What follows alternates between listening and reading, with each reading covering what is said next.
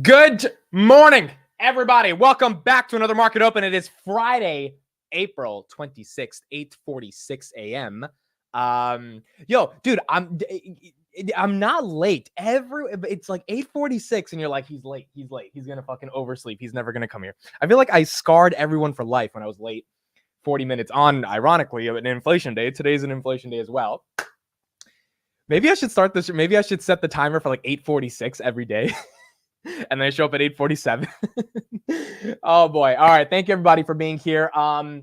Look, we've got a really interesting market open to get to. We got a lot of stuff to talk about. We've got Robinhood news. We got some Palantir news. We've got obviously Microsoft and Google that had a great quarter. But this morning, 17 minutes ago, we got PCE inflation. Now, this number has been the big number all week that we've been looking forward to so much that if the PCE numbers came in really bad, even if Google, which had an incredible quarter, same thing with Microsoft, those pumps probably were not going to last if those inflation numbers came in bad.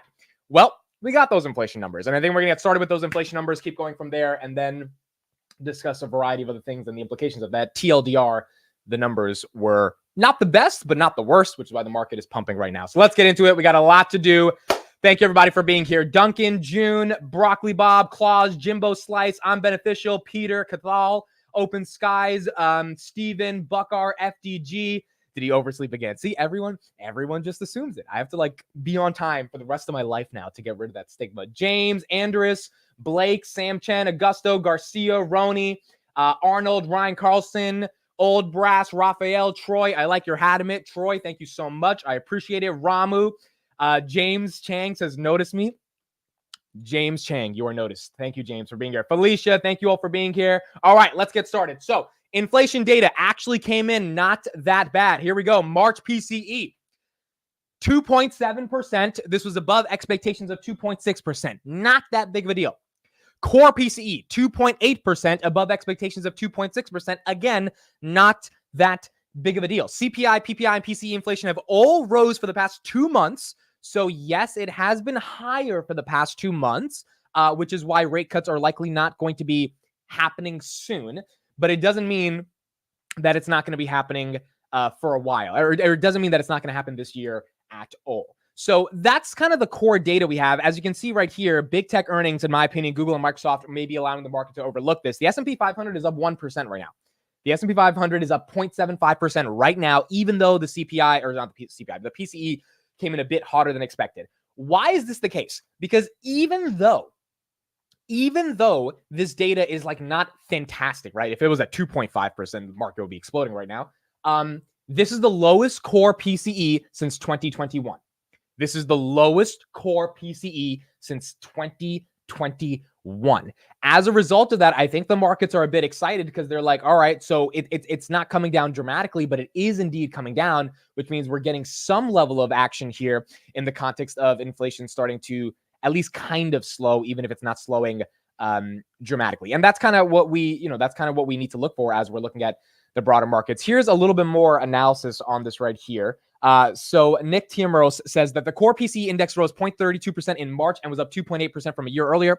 January's gain of 0.45% was revised to a gain of 0.45 to 0.5. I actually didn't know they could revise the PCE data. I thought they revised every other metric but this, but I guess they could be like, oopsie, no, we made a mistake. The 6-month annualized rate of core PCE inflation held steady at 3% in March. This is another reason why the market's kind of internalizing the data being a little bit hotter as okay. And the 3-month rate was 4.4% up from 3.7% in February. And so this is where it is. Core personal consumption expenditures, you can see right here. 2020 was the lowest, right? You see that part of the chart? It was the lowest. Why? Because everything shut down. Then 2021, we're right at the top. It was the highest. And so it is starting to come down. Yes, there is a little bit of acceleration in certain areas from it when you annualize it over 3 months. But the green line, the blue line, and the yellow line, we can see, well, yellow line is 2% target. Green line and blue line are very close to that 2% target and probably will get there. As you see in 2020, it fell way below. It became negative because of the shutdowns. And now we're getting closer there. The core PCE is what the Fed cares about, not the CPI. So the Fed's target is 2%. Core PCE is at 2.6. We're getting closer to that 2%. And if some things slow down, which Me and Chris have been talking about on a couple of these streams about shelter lagging data. If that starts to show some weakness, that'll be really good. And then oil's up a little bit right now, up about 0.5%. It's overall come down since the Iran-Israel stuff 2 weeks ago. If that can decline probably another 3%, maybe by July, the Fed at least has an argument to cut rates. It's not happening in May. It's not happening in June. There's like no way. July, I also think it's not happening. More likely in September. But there's a chance in July it happens if we get a couple good months of data. And we'll see if that happens. But this number wasn't that bad, which is why it's good. It's not my birthday, guys. It's not my birthday. It's not my birthday. I appreciate the 5-month pre-birthday happy birthdays, but it's not my birthday. So for all the people here that are getting fooled by the crowd, this is the problem, right? We follow the crowd into trades. We thought Meta was going to go up. It goes down. We thought Tesla was going to go down. It goes up. When you follow people blindly, like I did on Meta and Tesla, even though I think I had some good analysis for why Meta and Tesla should go up or down, you end up believing false things. So it's not my birthday. Also, Tom Lee. So we're going to listen to what Tom Lee has to say. But one quote before we listen to him is this is a pretty interesting quote. He says, look, in the first quarter earnings season, the mention of inflation is a problem that's at its lowest level since the first quarter of 2021. Same thing with PCE, right? Lowest since 2021. And it does make me wonder how inflation accelerates over the next few months if fewer companies are even mentioning it is a problem. So if Tom Lee's saying, look, we're listening to these earnings calls and I'm listening to them as well, no one's talking about inflation. Whereas in 2021, 2022, all of them were talking about inflation. I mean, Costco, all these guys were just like, hey, we are really seeing a lot of inflation here. If you're not seeing that, especially in your raw goods, your commodities, and your supply chains, maybe at a company specific level, it's not there. Maybe it's only on the consumer level. And eventually as that starts to come down with houses and oil, that'll reflect in the Fed's data, which will lead to that rate cut. We'll see if that plays out. But Tom Lee thinks that inflation also is likely not as serious as everyone else thinks because companies aren't mentioning it that much, which is a good thing. All right, let's pull this up right here. We're going to listen to Tom Lee and then keep going from there. How does he not know it's his birthday every live stream? This is hilarious. And then, all right, after this, we'll talk about Google and Microsoft because we got a lot to talk about with them. Here's Tom Lee. Capital gains proposal we got last night. I think that might be sprinkled in here. But anyway, GDP is getting all the attention. Steve laid it out nicely. What is your take?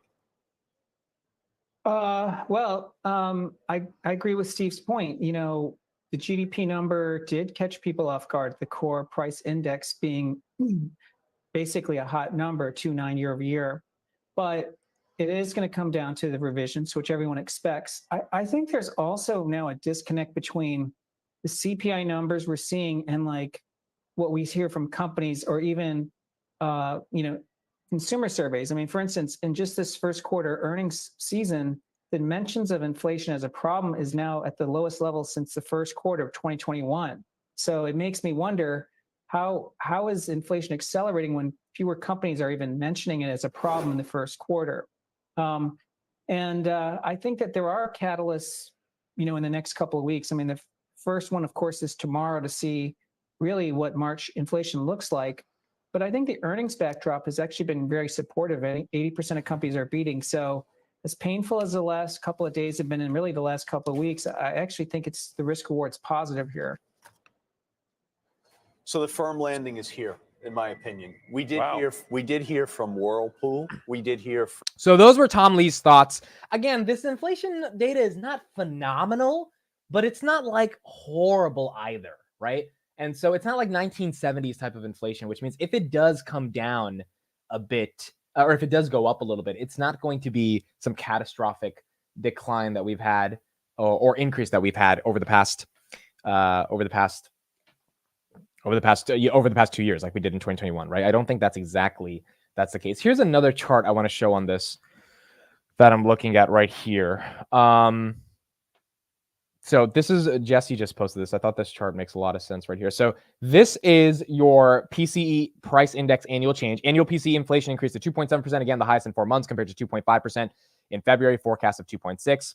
This is kind of the bump with that arrow that he's looking at right here, which is what's causing a little bit of, which is what the Fed is worried about right now, right? So this is where we were in the 70s, okay? Just to give context. In this metric, the same metric that just came out, this is where we were in the 70s, 1975.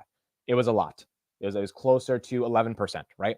Then 2020, we came all the way under this. And now we're right here, and and now we're literally right here at the very end of the line, right? You see you see that big 3. Under that is 2.6. If you look at that and you just kind of take it into its totality and imagine oil and shelter comes down, right? Imagine some decent case scenarios and Q1 earnings do well. Maybe unemployment goes up a little bit, but even if unemployment doesn't dramatically go up, which is what everyone thinks needs to happen, and maybe it does, we'll see. We are making progress. We are making some pretty good progress, right? 2% is in the middle of the 0 and the 3. The 3 is right there. The Fed wants to get to 2. We're right below 3. We get a little bit lower in the next few months. I think we're going to be all right. So let's see how that plays out. Not too bad for that. Now, again, maybe they revise some of this data later as well. But if you're just tuning in, the inflation data is not horrible. The S&P, QQQ, all the big tech companies are doing okay on this. I was staring at the market as soon as the data came out because I really want to see what would be the initial reaction. Google kept 11% of its gains. Snowflake kept 4%. Microsoft kept 3%. Robinhood, we have some breaking news on Robinhood. We'll talk about them in a bit. Kept up 1%. Intel, this was a bad earnings. We'll talk about Intel. Snapchat's up fucking 22%. They kept their gains, right? SoFi's up 1%. So like all the companies, Palantir, 2204, all these companies kind of maintained the pump. And this inflation data wasn't enough to kind of get it down, which means maybe the pullback was last week. And I think we could definitely get another pullback. But as Tom Lee said a few days ago, in bull markets, you're taking the escalator and the pullbacks are the elevator in the bull market because it's just harder to get people to get out of the market itself. One more macro thing, then we'll move on to Tesla or Google. Money market funds. So we did get an increase yesterday, but it wasn't a dramatic one. 9 billion.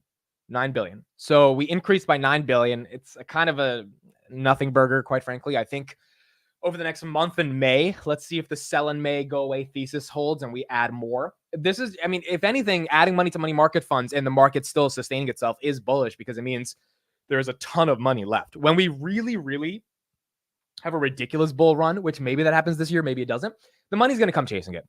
Like no, like people are not going to stay put if we have an epic bull run, which means if rate cuts happen or the projection of rate cuts are going to happen, the market's going to front run it and money market funds will front run it as well. The question is, will we get inflation down enough to have that perception that there's going to be that run or that rate cuts are definitely going to happen? Because then people are going to take their money and go chase yield because they're not going to stick with 5.5 in the money market. So this increase, I expect it to increase again over the next couple of weeks, but ultimately the major decrease, like $1 trillion or 500 billion leaving this 6 trillion on the sidelines, we're going to need to see earnings do well and inflation come down for the market to get excited about that. And so we'll see how that plays out. All right, let's talk about Google. Google. First of all, put in the chat, Google or Microsoft. What did you own any of those companies? Did you do any earnings plays? I know some people that did some earnings plays on those companies. Those companies, I mean, they did phenomenal. They did absolutely phenomenal. So top line, what did Google do? They did the one thing that we've been talking about all on this stream together, like maybe they're going to do it, which is they did a divvy. They gave a freaking divvy. They finally gave a dividend. And, you know, I tweeted right before the earnings, I think they'll give a divvy, but I also was hesitant to be like, yeah, they're definitely going to give a divvy. Because so right here, I said, I think Google takes a dividend. I tweeted this at like 1:30. But then I also think it may signal that their growth is slowing and internally they feel AI and cloud warrants not giving a dividend yet. They gave a 20-cent dividend. So they kind of met you in the low end spectrum of the dividend. The 20-cent dividend is like absolutely nothing in terms of the yield on the share. Like for any of the dividend buyers that want to buy Google because there's a dividend now, I mean, like be my guest, but like there's not anything substantial you're getting. However, if you're like Bill Ackman and you own 4 million shares, or you're some major institution that owns 30 million shares and you're getting 20 cents on each, I mean, like that adds up at the end of the day. It's a nice little check you're getting from Google just to own its stock. The growth in Google Cloud was exceptional. Google advertising search, the thing that we all think is going to die with LLMs, that's up 14% year over year. And so the growth decline that I think the market was expecting for Google did not happen, or at least the perception of that did not happen. Google's PE was the lowest out of all the Mag 7 coming into the print. And then they gave a dividend. And then YouTube crushed it. Cloud crushed it. I mean, some stats on YouTube. The YouTube stats were absolutely incredible. So a couple stats on YouTube. YouTube TV, 8 million paid subscribers. YouTube Premium, 100 million paid subscribers. I'm a subscriber to YouTube TV and YouTube Premium. So YouTube TV is 72 a month. YouTube Premium is 14 a month. So basically $90 a month I give to Google just for YouTube, just to access YouTube. YouTube gets 1 billion hours watched daily globally on its TV, not just like on its mobile and desktop products. And their ad revenue on YouTube alone, up 21% year over year, 8 billion versus market's expectations of 7.9 billion. So, I mean, really, really incredible stuff just in the context of in terms of what they're doing. Benny says, Amit, do you think they would have given a dividend if Meta didn't?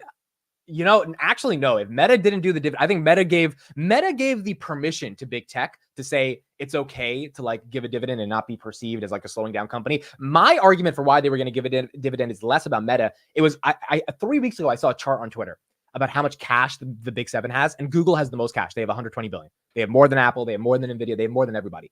And so at that moment, I was like, wait a second. Like, if the growth's not phenomenal, which the growth was good, but it's not like, you know, it's not like Nvidia growth, they're going to have to do something to like appease shareholders. And the dividend just made sense at this point because then, yeah, Meta gave them the freedom to end up doing it. YouTube is the greatest acquisition of all time. Yes, they bought YouTube for 1.6 billion. They're now doing on a TTM basis, 32 billion in revenue off of YouTube. If YouTube was a company alone doing 32 billion in revenue, it would be valued somewhere between 500 and 700 billion. I mean, if some of these companies that are valued in the $500 billion range are not doing what YouTube's doing or don't have the growth prospect, I mean, the thing is still compounding 21% year over year, and it has 2.4 billion users already, right? There's a whole generation of people across the world that are going to come online, and when they come online, A, they're going to have an Android phone that's going to have YouTube already set up because they're not going to have a default iPhone. So boom. B, they're going to want to express themselves. YouTube is going to be the greatest place to express yourself and ultimately build a community. And C, they're going to want to consume video, and video is on YouTube at the end of the day. So the prospects of YouTube's growth are just going to be incredible when it comes to what happens for Google. And so that's what we got from Google. Now, a cool moment we had yesterday on the market close when we were watching this is that my dad is up 75% on Google. I don't own any Google. I sold my Google at 149, made $1,000 on the options, put it all into Robinhood at $14. So I don't have any Google. My dad did the reasonable thing to do, which is just be a long-term holder. So I called him live on the stream, and this is his advice on how he got Google at $100. Let's take a look at this, and then we'll move on to Robinhood. Google's 177 right now. Hold on 1 second. 179.83. Yeah, do you? No, 175.99. Okay, do you know your average? What do you mean average? Your average on Robinhood on Google. Do you know what your average is? I win my average. I bought it $100. Okay, yeah, you're up 75% right now. I'm looking at your account on my computer. Yeah, $75, 75.51%. Okay, so there's 1,700 people on the live stream with me. Can you just tell? They're all listening to you right now. Can you tell them how you were smart enough to buy Google at $100? Why'd you buy Google? Because that time was cheap, so I bought it that time. Dude, that part had me dead. He was just like, yeah, it was cheap. I was like, all of us trying to come up with fancy. He's like, it was fucking cheap. That's why I bought it. That's it. Okay, and why do you think $100 was cheap? Because they split it that time, I think 1 to 20, and that time that was the lowest price, and it looks a good price at that time. And I thought it will move on. The Google is a very reputed company; it will never go down. All right, so it was cheap. It's a stock that everyone uses, company everyone uses, and they just did a split. So you thought they'd go up. That's a good logic. You got it. You got to fill me in on this when you do this because you didn't tell me about this, and so I don't have any Google. So thanks for that. All right, Dad. I'll talk to you later. Dude, he was so happy. He was so happy because again, my dad is a guy who literally works for every penny he makes. He goes out into the real world and like actually fights and you know goes to work to make money. So when he sees a stock going up and he did literally nothing but press a couple buttons on Robinhood and like he makes money, he loves that shit, dude. He was probably a little nervous with 1,700 people there, but like if a stock goes up, he'll come to me at the end of the day when he comes home from work. And he's like, "Did you see this thing? This thing is up 2%." And I'm like, "Yeah, you're up like $5." But he's like, you know, he doesn't care. So for him to be up 75%, he's pretty happy about that. He loves making money, dude. He's a fucking natural born entrepreneur. He like counts his money every day on his hands, dude. He collects cash. Like he's like Pablo Escobar type of like go out into the fucking world, make your money. But so making money in the stock market is like hilarious to him, right? So that's what we have on Google. Google was great. Microsoft's cloud growth was incredible. Let me show you a couple charts on Microsoft. I mean, this Microsoft Azure cloud AI growth is just insane. So Azure AI contributed to about 7% of growth this quarter. They're guiding for 31%, dude. They're guiding for 31%. Azure AI contributed to 7% of growth this quarter. This translates to $4 billion annual run rate. The rough math on the estimated run rate of Azure AI services below. In Q2, it was $497 million last year. This year, it's $4 billion, dude. This is Azure AI quarterly run rate, which means they have cloud, right, which is Azure, but then they have Azure AI, which is like if you're an AI company, you need a particular type of cloud infrastructure to be able to run your AI services. That went from $497 million in Q2 2023 when ChatGPT actually came out to $4 billion a year later. I mean, it's just no, less than a year later. Yeah, literally less than a little bit over, basically like 15 months later. Insane. Absolutely insane, right? At this $4 billion run rate. So that was really good on Microsoft. Microsoft stock didn't benefit too much because Microsoft was already trading at a 36 PE when they came in. In fact, I mean, Microsoft basically went to levels they were at a couple weeks ago, right? At this 413 range. We needed Microsoft to have a good earnings. We didn't need Microsoft to have a bad earnings, but Microsoft's price action was not going to be exceptional because at the end of the day, they, $3 trillion company. They're going to open that 3 trillion, I believe. They're at 2.97 right now. And Google was at a $2 trillion market cap, so there's a little bit easier to move. And Google was sold off, just in terms of on a PE basis going into the year versus Microsoft. So from that standpoint, Google had more room to run. Now, this candle right here that we're looking at, 11%, I didn't expect that. At one point, Google was up 16%, by the way. Google touched 183 yesterday after hours. I didn't expect this big of a bump. I think the dividend secured it. If they didn't come out with a dividend, that probably wouldn't happen. Probably we would see 5 or 6%, but the dividend really took it up to the next level. And it's a no-brainer for Google because, oh, by the way, Google's doing another 70 billion in buybacks, so that's great. But the buybacks plus the dividend is enough for investors to get a bit more excited about it. I think Microsoft did like 8 billion in buybacks this quarter as well. Now, one thing that's really interesting about Google and Microsoft in general, Brian says, I want to be bullish today, but it is Friday. Well, we got the bad inflation data, or the inflation data that was kind of bad, not that bad, and the market's okay. So we'll see what happens when the market opens up. Maybe we still get a sell-off because it is Friday, but we'll see. One thing that I think is really important, even if you don't own Google or Microsoft, is that this is incredibly relevant for the broader market. And the reason this is relevant for the broader market is because Google and Microsoft need to do good in order for the economy to do good because they're a huge part of the market. CapEx is, I think, the big thing to look at here. So one similarity between Microsoft, Google, and Meta is that CapEx, and this is going to be the same thing with Amazon, increased across the board, which means the market should normalize that companies will have to increase spend on AI infrastructure, which is mainly what the CapEx is going to, right? The chips, the GPUs, all that stuff. And it should grow later. That's bullish for NVIDIA, which is why NVIDIA is pumping on Google's earnings. And in general, if the market is normalizing the company infrastructure spend on CapEx, then ultimately they're going to allow these companies to have a bit more CapEx a part of their budgets in order to pay dividends in the future when it comes to how they're going to monetize it with AI. So cloud growth really good for both those companies. They're probably going to show Amazon does well. Apple, I'm not sure if Google and Microsoft signal Apple will do well, but they definitely signal AWS will be fine, which Amazon, that's why Amazon's up a couple percentage points. And QQQ, the NASDAQ, continues to be the ETF that outperforms by betting on big tech. Big tech is big tech, and nothing is stopping big tech. And so I think that's the momentum we're seeing right now in the broader economy with Microsoft and Google. It's really, really, really good stuff to see these guys doing what they have to do. And as long as they keep producing, it's going to be fun. Couple of other equities I want to look at, then we'll get to the Robinhood news. Roku and Teladoc had earnings yesterday. Roku, oh, wow, they're down. Oh, my. They were up 10% yesterday. They ended up 2%. I didn't take a look at Roku at the end of the day. Wow, they're down. The reason they're down is because the inflation data is like not phenomenal, right? The inflation data is okay. It's not phenomenal. And that's why Roku's down. Roku is a little bit more sensitive to interest rates getting cut. And if interest rates are not getting cut because that inflation data is not the best, Roku will go down. Roku I don't think they had a great earnings. I mean, they raised a little bit of guidance. And it was just you wouldn't expect a company that Kathy has so much money in to have that type of an earnings. You would expect it to be like something crazy. It wasn't anything special, right? So Roku's down, so nothing crazy there. Teladoc, wow, Teladoc's down 5.4%. Wow. So it seems like interest rate, that means IWM has to be down, right? IWM is up. That's so weird. So IWM is up, but Teladoc and Roku are down. This is so weird. You would think Teladoc and Roku are down because the inflation data wasn't the best and they're more sensitive to inflation, but it seems like they're down because they're company specific things. Like they're down 5%. Nothing is down 5% right now in the pre-markets. Like nothing substantial, right? So to be down 5 and 4% on Roku and Teladoc, something has to be wrong with their businesses. They were up after hours yesterday. Maybe the earnings call, and I didn't listen to the earnings call. Maybe I didn't go to the transcripts either yet. Maybe the earnings calls, they said some stuff that investors just didn't like. That's tough. Yeah, maybe the call was bad. Interesting. All right, so that's the main things we had on earnings yesterday. Google and Microsoft needed to kill it, and they killed it, and that's what mattered.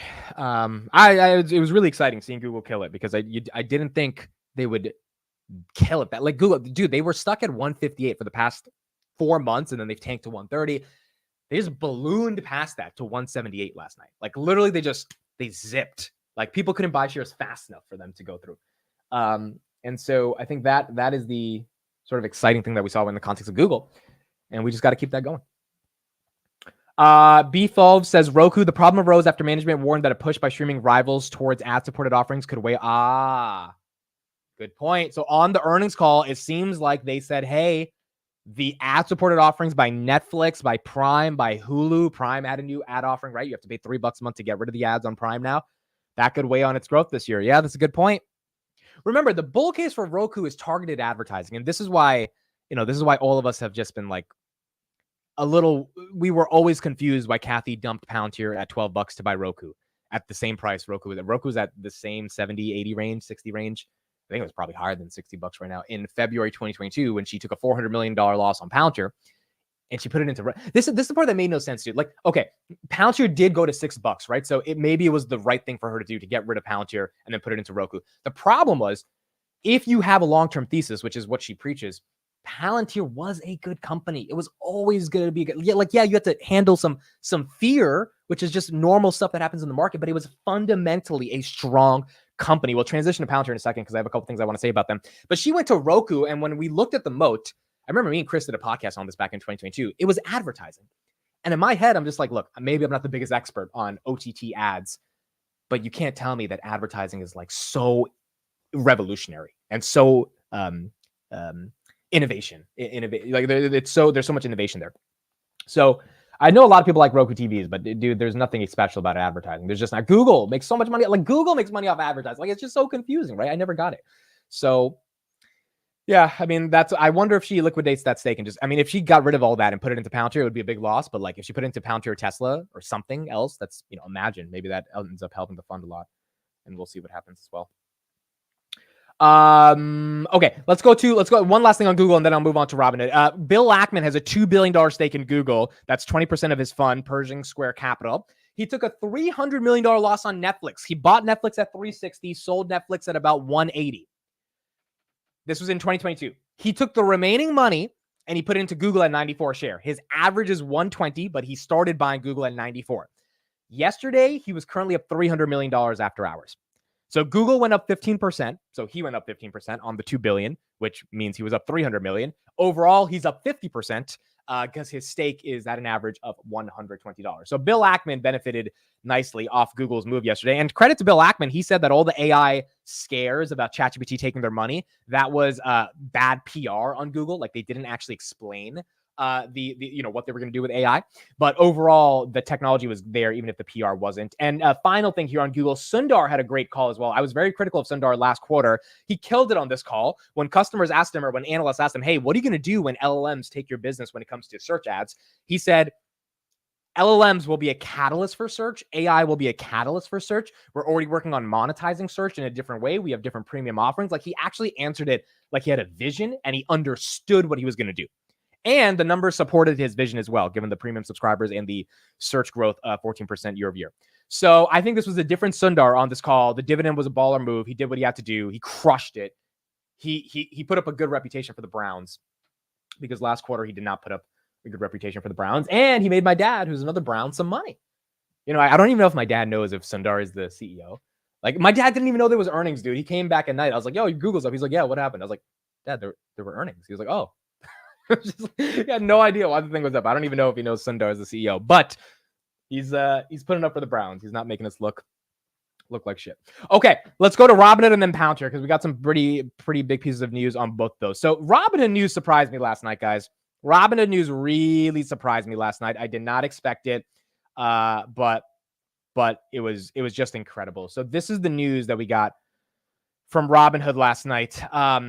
These guys are working, man. These guys are working. Vlad tweeted overnight that Robinhood Retirement has gone from $4 billion in assets under custody last month to $6 billion.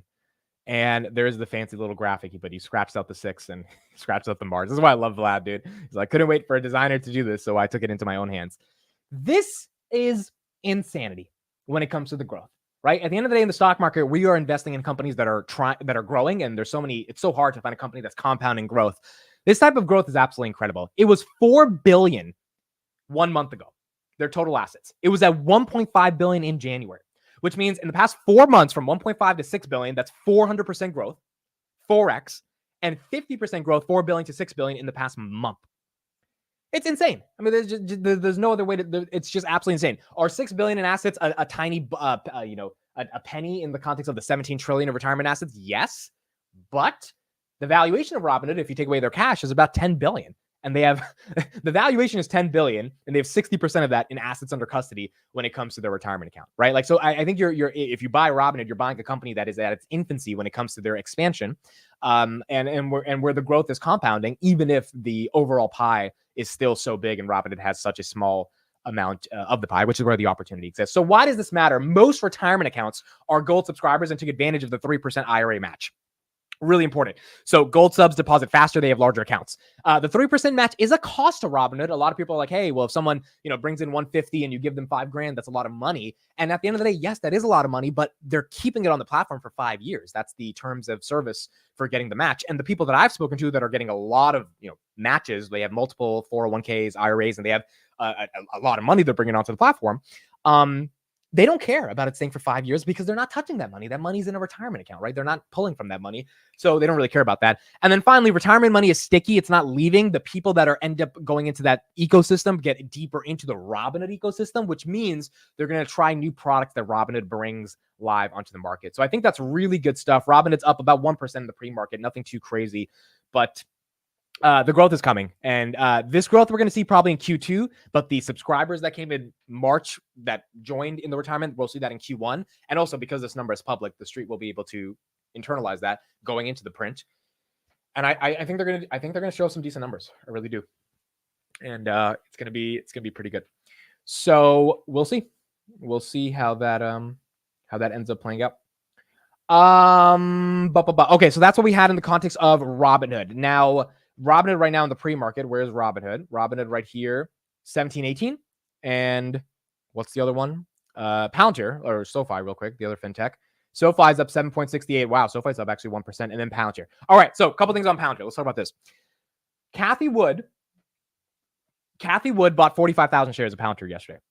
She bought 45,000 shares of Palantir. So we got Kathy buying 45,000 shares, which was good to see when it comes to Palantir. I think she bought the dip I bought like 30 shares yesterday. So I bought a little bit less than her. But I bought it like 21.40, pumps to 22. We'll see if this can last. But it got to like 20.66 yesterday because it got sold off a bit. I found a comment on one of my YouTube videos. And the comment I thought was very interesting in the context of Palantir, and I had a couple of responses for it. Someone says, disappointed with Robinhood customer service, sold my stock and debating to transfer my holdings to another platform right now. I think if you use their live chat, I know some people haven't had the best experience with Robinhood customer service. Their live chat is actually pretty good. I mean, it responds to me very quick.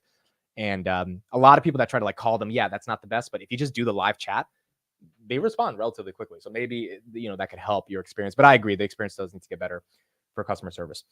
Okay, here we go. So look at this. Take a look at this. So this guy left a comment on YouTube, right, yesterday. Here's what he said. Palantir is a real come to Jesus quarter coming up here. Carp, in my view, has a credibility problem. They've done no share buybacks, and instead they actually diluted by printing more employee compensation shares. So that's deception number one. They still have no pricing strategy, which Carp fully admits. And if you're going to give stuff away, it's going to be really hard to justify the share price indefinitely, considering the earnings per share. My guess is that this thing tanks big time after earnings. Shareholders will only have so much BS. At some point, the rubber has to meet the road. I think this person is fundamentally confused. And I really think this sentiment going into Palantir earnings, it's actually funny because I just think they're legitimately wrong. And like sometimes in the stock market, like I've been legitimately wrong before. When someone's legitimately wrong, like the stock's not necessarily going to perform the way that they think because this entire logic is just wrong. It's just not right. So here's my responses to this, and let me know what you guys think. Number one, the share buybacks don't matter. Everyone needs to get this out of their head. If you're someone in the chat that thinks the share buybacks matter, please stop thinking the share buybacks matter. And I'm going to give a simple explanation, and then you can tell me if you agree or disagree. The $4 billion in cash they have in treasury bonds helps them to continue to increase EPS, which is good for the street because they need to see profitable growth with their net interest income. If they bought back 1 billion shares, your ownership of the company, whether you have 10,000 shares or 10 shares, will not materially increase. It's just not happening. If they bought back maybe like $10 billion of stock, that would be great. But that they shouldn't be doing that. They're a company trying to get into an S curve, which means they need to invest in boot camps or treasury bonds to maintain income. Why do they need to invest in the bonds? Because if they're investing so much money into boot camps and they're losing money on the actual business, which is okay, at least they can show the street they're profitable and they continue to be gap profitable, which means if you have all this cash, why? Because you have all this free cash flow. Why would you not take advantage of high interest rates, just like Robinhood does, to benefit the ultimate, the earnings per share of your business? So to me, buybacks make no sense at all. Google should be buying back. Apple should be buying back. No one else, Palantir should not be buying back. I just don't think it makes sense. And I haven't seen the reason for why that's the case. Second of all, excessive compensation. This is not true. Again, the numbers are false. SBC is 22% of revenues. That is in line with other SaaS companies.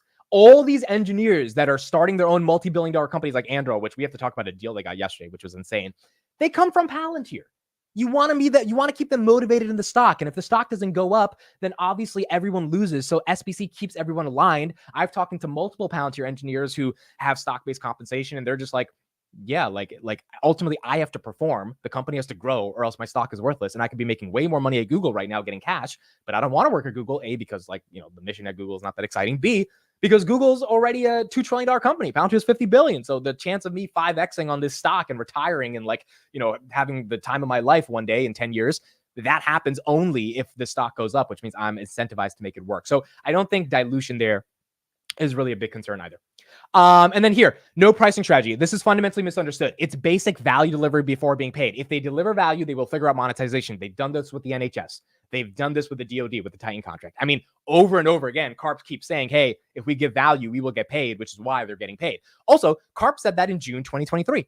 It's been a year. I'm sure they've negotiated tons of deals and figured out how to price AIP by now, but the philosophy is provide value, worry about the rest later. So I think, yes, they didn't have a pricing strategy 18 months ago. It's been a long time. They've negotiated tons of deals around AIP. They got a new deal yesterday that we talked about with Paraxel in the healthcare industry for AIP, then the Kohl's deal in Australia, just so many different deals. I don't think they're struggling with figuring out monetization anymore. I think they figured out how to get a client, how to give them a pricing, how to give them a schedule for the pilot, and then figure out how to price it afterwards. So I think Q1, we're going to get a lot more clarity on that as well. Finally, last thing I'll say, the share price doesn't have a ridiculous multiple. People can argue the PE is insane. If you're just looking at PE, I don't think that makes a lot of sense. Top line growth isn't the only metric. Adjusted operating margins, 34% versus 29% 2 quarters ago, 17% 18 months ago. It's doubled in 18 months. Free cash flow will be $1 billion. GAAP profitable. Potential S&P inclusion. 70% commercial growth last year, 40% guided growth for this year. Government's reaccelerating with all the government growth. Then you got to look at the fundamentals. Germany seems to want Palantir back. That means we might end up getting even more government growth over time as that continues to happen. They had a $37 million partnership in Lithuania. A lot of people forgot about that. That's more government revenue. Finally, Bloomberg just wrote an article about these guys, about their go-to-market strategy with boot camps having a network effect. So if you're worried about top-line growth, and the top-line growth is coming because the network effect is going to scale because of the boot camp strategy, well, then it's an elementary sort of form of analysis to say, oh, they're not growing. It's like, yeah, but if you look under the hood, they are going to grow. And that's the point of investing in a growth company. You're trying to get into them before they take off and grow. This is what happened with NVIDIA, Tesla, et cetera. And so, yeah, it's going to take time, and we should be able to be patient about that. But saying that it's just not there, and maybe it never comes, but the whole point of taking a risk is like, do you think it's going to happen? Yes. And if you think there's a good chance it's going to happen, then you invest. But for people to say it's never going to happen, I don't think that makes a lot of sense. So those are my responses in the context of Palantir. Could it still tank after earnings? Sure. I think they're going to crush with Q1. Again, I think Sham Sankar, Karp, they've been doing a lot of PR. They've been public. They've been the boot camps, the Bloomberg article. A lot of media coverage has happened in the 2 weeks leading up to earnings, which will be on May 8th, May 6th. And as a result of that, I think they're going to ultimately do well because they're proving that the bootcamp strategy is working. As long as they give guidance that it's going to result in customer growth, top line revenue will grow as well. And then on a fundamental basis, dude, they're just the most exciting company on the planet. They're getting the most exciting deals on the planet. And Snowflake's LLM, I talked about this yesterday, that's nothing exciting. You know, I just think the growth for Palantir is going to come even if it doesn't come this quarter. And it's going to make 20 or 22 not that insane in terms of buying. Jose, what's up? We got Jose in the chat. Jose and I will probably be doing our Chip Chat podcast tomorrow. We weren't able to do it today. So likely tomorrow. I'll be live most likely with TJ at 12 p.m. today for our options podcast. He has to get back to me, but I'm pretty sure we'll be live today at 12 p.m. and we'll do an update on the portfolio. Why are you saying NVIDIA? Is NVIDIA up right now? Yeah, NVIDIA's up 1.63. So NVIDIA went up 3% yesterday off that Google Microsoft earnings. Now they're up 1.6%. So NVIDIA continuing to do what they have to do. Sunday says, my company uses Snowflake. It's blazingly fast. I'm not saying companies don't use Snowflake. Like, don't get me wrong. I know a lot of companies use Snowflake. I know that, you know, it's industry-wide kind of everyone, it's like the standard. But the problem is the market cap is the same as Palantir. And I don't think there's not a fundamental moat. The growth, by the way, for any of the Snowflake bulls, the growth is 22%. Palantir's growth is 20%. And maybe both are sandbagging, but I think if they end up in the same realm, I mean, are you going to buy a stock that just did 5 acquisitions, right, to try to like justify some AI innovation, or are you going to do it with Palantir? I'm personally more invested in and convicted in Palantir. Not that Snowflake can't bounce because it dropped 30%, so Snowflake absolutely can bounce. But we're talking about pure long-term here. Snowflake could go to 170 tomorrow. Like, that's irrelevant. This is in 5 years of which one actually outperforms. We know which one outperforms from DPO, from IPO. Snowflake's down like 15%. Palantir's up 100%. So, so far, obviously Palantir has been the one that's performed. Is there any SoFi news? Not from what I'm seeing. I don't think SoFi is pumping, I think, a little bit with the macro. Earnings is Monday. Yeah, nothing crazy on earnings, or nothing crazy right now in terms of the actual news for SoFi. Noto did tweet, though. Noto tweeted, and I think he's getting excited with his tweets. Yeah, look at this right here. Look at this. Look at what he said. Maybe this is why the market's up. Oh, I do the short flow. The short flow did increase by 5%. I'll get to that data in a second. So someone says, I got my son a SoFi account and he likes it more than JP Morgan Chase. And Noto says, tell your friends, heck, don't stop there. Tell your enemies. You can't tell me this is a guy who is telling people to tell their enemies about his product is going to fuck up earnings, dude. I don't think it's going to happen. I think Noto's going to do his thing. I really think Noto's going to do his thing. In fact, if I'm going to get 5 more options today, 5 more debit spreads. If they can fill, we'll see if we can fill them live. I have 220. We'll end it out at 225. And then Monday, let's see how he does. Dude, right before earnings, he's saying, hey, tell your enemies that SoFi is the boss. I mean, it seems like he's excited for earnings. It seems like he's excited. He's ready to crush. He's ready to get... Noto needs to get people to feel stupid for not owning SoFi. That hasn't been the sentiment yet. If he can do that, I think SoFi has a run to 950 tomorrow, or not tomorrow, Monday. And it'll be fun to see how it plays out. So let's see. We also know they're going to be more profitable because of the convertible note deal, which should be good. All right. 9:30 a.m. Friday, April 26th. Thank you, everybody, for being here. The stock market is now open.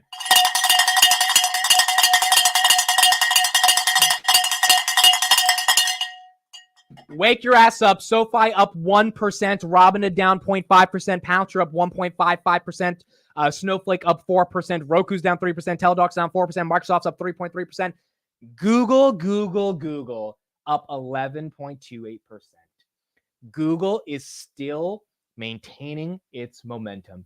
Google's up. People are not, it's not selling off. It's staying flat at that 11% gain. If Google maintains 175 for the rest of the day on a choppy Friday with some choppy inflation data for those that are coming in, PCE was a little bit hotter than expected, but not that insane. So the market doesn't care that much. They're kind of internalizing it and moving on from it. And it's the lowest it's been since 2021, which is really good. If Google can maintain this 175 for the rest of the day, I think that's bullish. I think it's really bullish. Now, conventional wisdom tells us there should be a little bit of a pullback because it ran up really quick. I mean, 11% on a, they added $200 billion in market cap. They added $200 billion in market cap in like 24 hours, right? That you should probably see a little bit of a retracement. Probably it's like 170, 169-ish, right? Tends to happen. But still, I mean, if the market buys it up, it'll be really exciting. SoFi, 768. It's up 1%. NVIDIA, up 1.7, 840. Microsoft, up 2.4%. So Microsoft getting sold off a bit. We expected that. The PE is getting up there, even though the growth wasn't like, the growth was amazing, but Microsoft's getting a little bit, Microsoft's always been richly valued. So Microsoft's selling off a little bit. Intel. My God, Intel's falling 10%. Wow. We'll talk more about Intel in a second, but their profitability took a little bit of a hit. That's why they're down. Amazon, up 1%. Snapchat's up 25%. So why is Snapchat up? Revenue increased 21%. No one expected that. And then their losses, they came in at $305 million. The street wanted $325. So they lost $20 million less than the street thought they were going to lose. So, I mean, like, there you go, right? The revenue is higher. The losses are lower. The thing was relatively oversold, you could argue. So that's why it's up 23%. I don't expect Snapchat to maintain this unless they keep producing these numbers over the next quarters. Is it going to go to $8? Probably not. Is it going to go back to 10? It could happen if we have a big, broader pullback. But Snapchat right now up 24%. And then the TikTok ban, even though it doesn't affect Snapchat, in my opinion, has people excited as well. QQQ up 0.6%. S&P 500 up 0.45%. Lockheed Martin is up. Chipotle had a good earnings. They're up 1%. ServiceNow had an okay earnings. I mean, they fell a little bit, but now they're recovering. They're up 1.22%. Where's Tesla? Robinhood below $17 right now. Tesla's taking a little bit of a hit. So Tesla went to 174 last night. Interesting that Tesla's falling. I think I know why Tesla's falling. This was disclosed after hours yesterday, and it is kind of bearish, dude. I'm not gonna lie. It is kind of bearish, even though it probably is not a big deal, but it is bearish. Nubank's ripping up as well. Yes, Nubank. This is a fintech in Latin America. They're doing great. $11 right now. They were $7 back in October 2023. So nice 40% gain on Nubank. So Drew Baglino, the dude that left, he sold 1 million shares. He made $180 million, $181 million to be exact. He has $5 million dollars left of Tesla, not shares, I believe dollars. So a cool 180 million. These are stock options that he exercised. He didn't have to exercise them, right? Like, he could have kept it, I think, but he exercised them. And regardless, I mean, when it's someone who's been there for 18 years sells 95% of his stake, I mean, look, one could argue that, he's done with Tesla. He's moving on from it, right? He's taking his gains and he's leaving. One could also say maybe he was fired, maybe he left, maybe he doesn't believe in the vision. I mean, it is kind of weird to sell right before FSD and robotaxis become a thing, right? Like, I don't know. So I think maybe that's why Tesla's down right now. Tesla also, it went up a lot this week, right? About 15%. So the street's probably taking some profits. It's a Friday, makes sense. But in general, that's a little bit of the weakness we're seeing right now in the context of Tesla. Dominic says, I believe Drew only has 90 days to exercise his options. Okay, well, so that makes sense, because if he only has 90 days, then in 3 months, do we think Tesla's at 200? Or do we think Tesla's at 150? He sold at 181. He literally got the top, dude. 181 is like perfect, dude. 181 is amazing. At least for now, the short-term local top. I don't know, right? He probably thinks Tesla's lower in the next 90 days because quarter two is not going to be the best. So there you go. Okay, Intel. Let's talk about Intel. Let's see what's going on with Intel. So the reason Intel is down, from my understanding, and let me pull up their numbers, is that their revenue guidance came in a bit lower than what the street wanted. I think the street wanted 13 billion, and they put in 12.7 billion, which wasn't the best. The other thing to remember about it, so here's the numbers for Intel: 12.7 billion, 9% year-over-year growth. Oh, this is the main reason. I remember this last night. Now I'm remembering. They lost money. They are unprofitable. Intel lost money. The past 3 quarters, Intel has made a profit. I think last quarter they made like a $240 million profit. Not a lot, but it's something. This is a company with a market cap of today 132 billion that's losing money. They lost money. I mean, I didn't expect them to lose money. For the second quarter revenue, they expect it to be 12.5 to 13.5. You see this big ass range. If they come in at like 12.6, it's kind of detrimental to give these expectations, because now the street's like, oh, well, we're expecting 13.5 and you barely come in below the low side. They should be like 12.5 to 12.8. And then they do a slight beat, right? Or they come in the middle. But this big range, they did that last time as well. That wasn't good for them. And, they only came in at 12.7 billion. They're also expecting to lose 5 cents next quarter. So the foundry business, the chips manufacturing business that Intel is instituting, which they said by 2027, they might become profitable. So far, we're seeing it not be profitable. We're seeing the entire business not be profitable. We see they got subsidies by Biden. That's not really helping their profitability. And so the market's like, well, you're not AMD.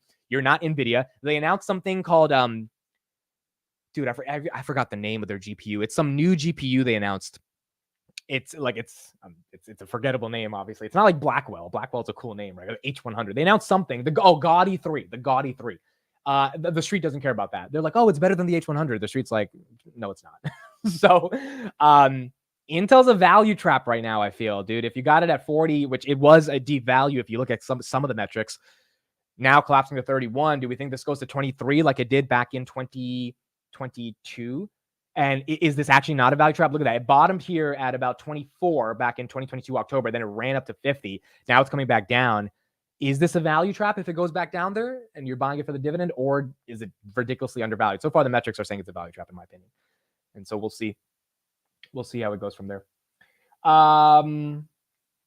Amid, a couple weeks ago, you were very positive on Intel. I told you to look at the 10-year chart. The stock has disappointed investors for years. Then roughly a year ago, they cut the dividend. Yeah, look, I was positive on it, which is primarily because of the fact that I saw it start to go down for reasons that I didn't think were justified. The reason I didn't buy it is because after a couple weeks when I started getting bullish on it, they put out that profitability guidance. And we talked about this on Chip Chat with Jose and myself. That profitability guidance really, like, I started liking them at $40 when they fell from 48. I'm like, okay, 48 to 40. Maybe this is just a little short-term sell-off. Then they fell to 35. And when they fell to 35, it was because of that guidance they put out around profitability. And that's when you kind of look at the long-term picture, which is why it's important to kind of really see the totality of what's going on with these guys. They want to compete with TSM, and they're not going to be able to compete with TSM. It's just not happening, or at least not profitably. So that's why it's tough. Now, again, if it gets to 25, it gets really interesting, dude. It gets really interesting because if you think there's any momentum there, 25 to 50, like it happened last time, could that ride happen? Intel has been stuck at like that 40 to 50 range for a decade. So going to your point about looking at it for a decade, the chart is disappointing. Yeah, the chart's disappointing, but when it was at 20 and you could see it ride back to its kind of mean reversion, it kind of made sense that could happen. But could that happen again? You know, if it goes down that low. If Intel breaks 30, then we most likely fall to 23. I agree. 100% agree on that.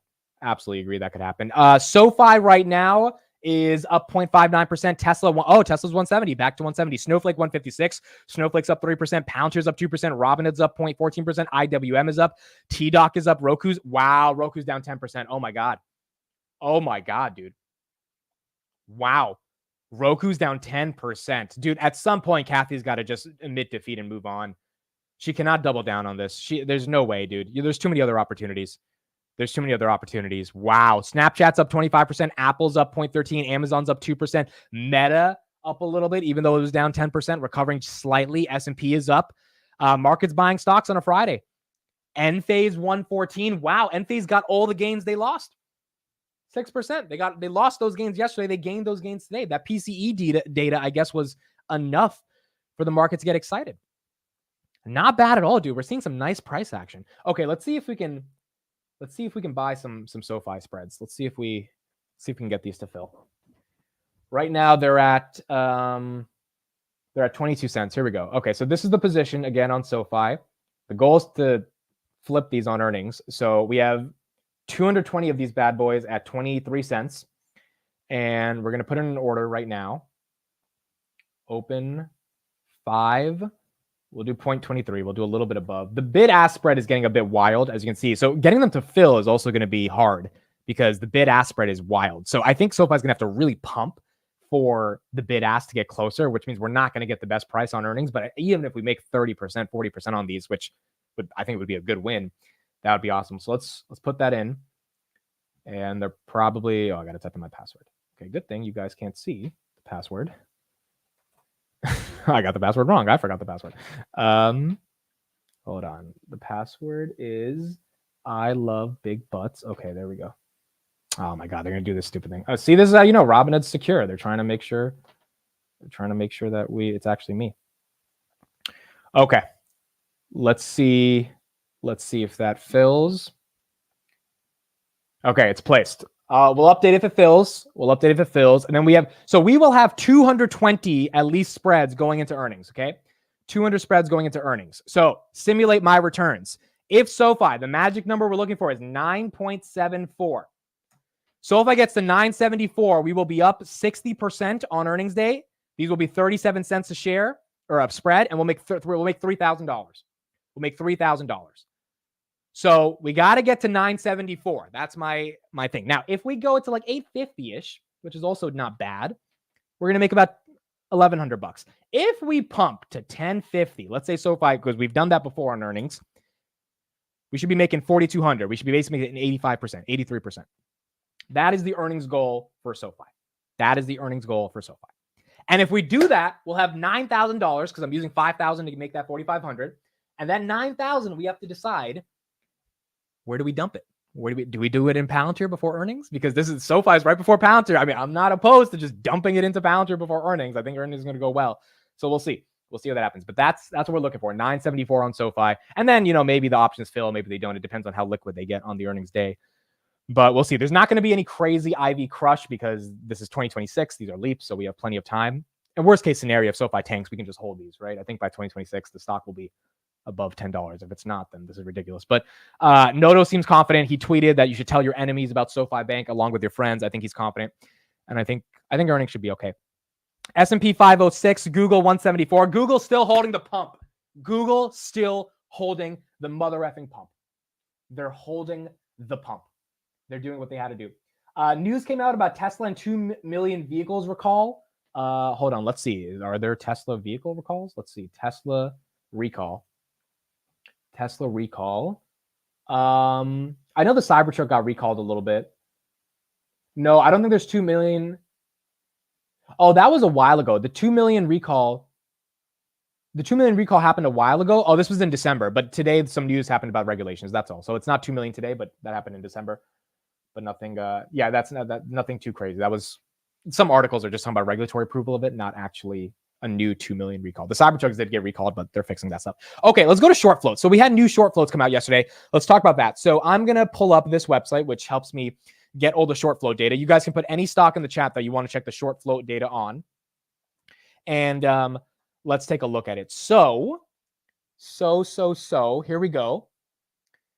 This is going to be the Wall Street Journal. Where's Palantir right now? Palantir, SoFi's 1.3 pound. Oh, wow. Palantir's pumping 22.28. Palantir's pumping 22.28. Not bad. Not bad at all. Okay. So first Palantir short float. All right. They came in again. The shorts just don't want to mess with CARP. Look at this, dude. Look at this. It went down another 5%. The shorts are scared. The shorts are scared. They're so scared to fuck with CARP, dude. Like everyone was like, oh, CARP saying that cocaine thing was so, or not everyone, but the mainstream media was like, that's just like, you're not supposed to say that. You're supposed to be humble, blah, blah, blah. All he did was scare these guys away.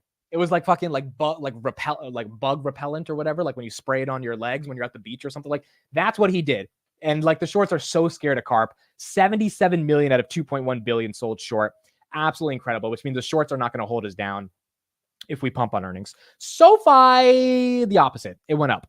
It went up 5%. So 18.4% of the float is there, which is kind of annoying. But now here's the thing. If Noto crushes 180 million shares are sold short, maybe they cover, which means that's my thesis as well. Maybe I think $10 is asking for a lot, but if Noto can actually execute on this earnings call, which means not just a good quarter, but a phenomenal quarter to get rid of this whole single digit stock thing that SoFi has been stuck in for almost 3 years at this point, or 2 years. The shorts are going to cover. The shorts will cover, and that'll lead to another pump. Even if that pump sells off, that'll lead to a pump on earnings day, and that should give us some exit liquidity on those spreads. But he's got to really do what he's got to do. GameStop, let's see what GameStop is. GameStop short float is 22%. It's down 8%. And then AMC, let's look at these guys as well. I would imagine AMC is probably up a little bit. AMC,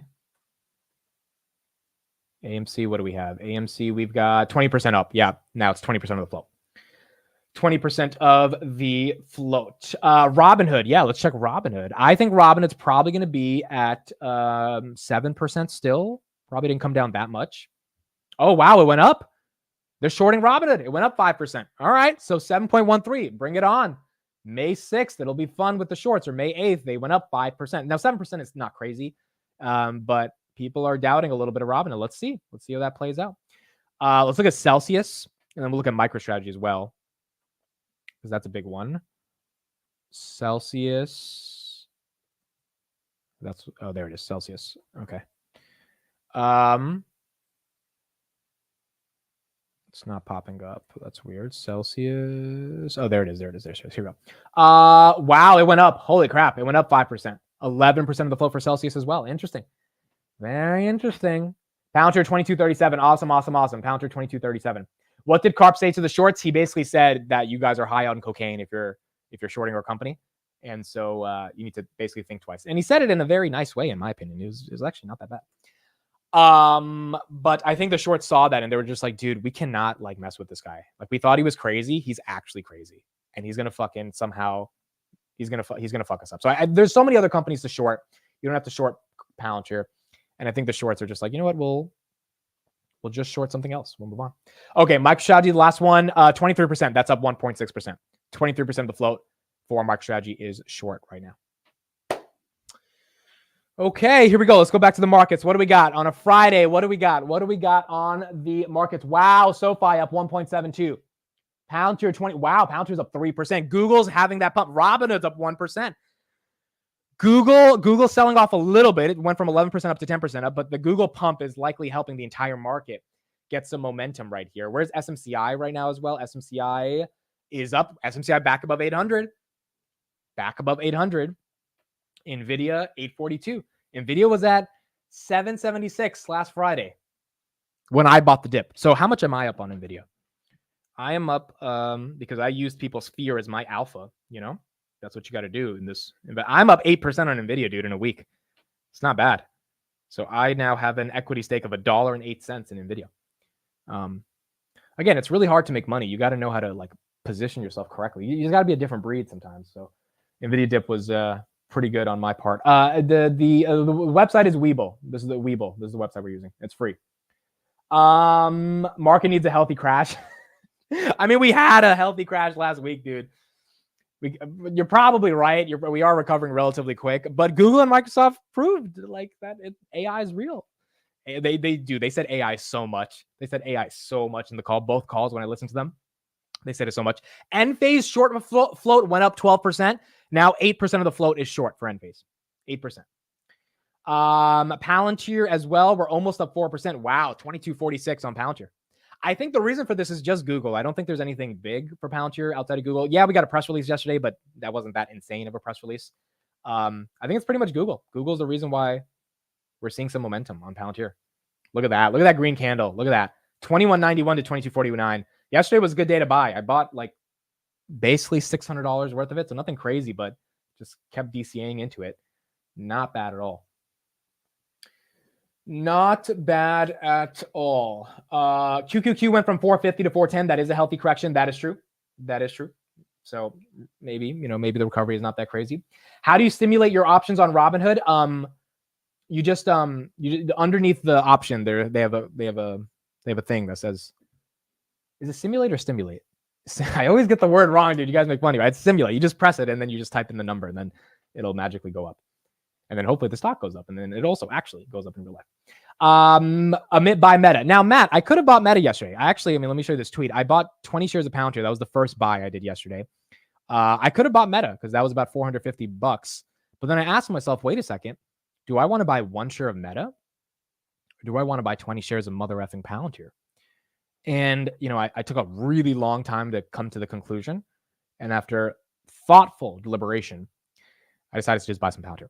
So, I mean, look, we could have bought Meta yesterday, but dude, 1 share. And then SoFi didn't want to fill. So we just bought 5 more shares of Palantir. We're like, all right, fuck it. Did the SoFi options fill yet? Do they fill yet? They're probably not filled. Yeah, they're not going to fill. SoFi is going up. So I don't think, I don't look, you guys know I don't have a ton of money, but I had some extra money yesterday. So I don't think it makes sense to get into Meta because at this point, it's not that Meta's not undervalued. It's just like, I can't build a big position in Meta. So what's the point? Like 1 share of Meta versus 20 shares of Palantir doesn't make sense to me. What do you guys think about that in the chat? What do you guys think? Do you think if you have a position that's relatively built out, like a Palantir, but you want to add to that position because you have more conviction than Meta? However, Meta has a juicy dip. A company like Meta has a juicy dip. But you can only buy, let's say, 10 shares, not even 1 share, like I had the ability to buy yesterday.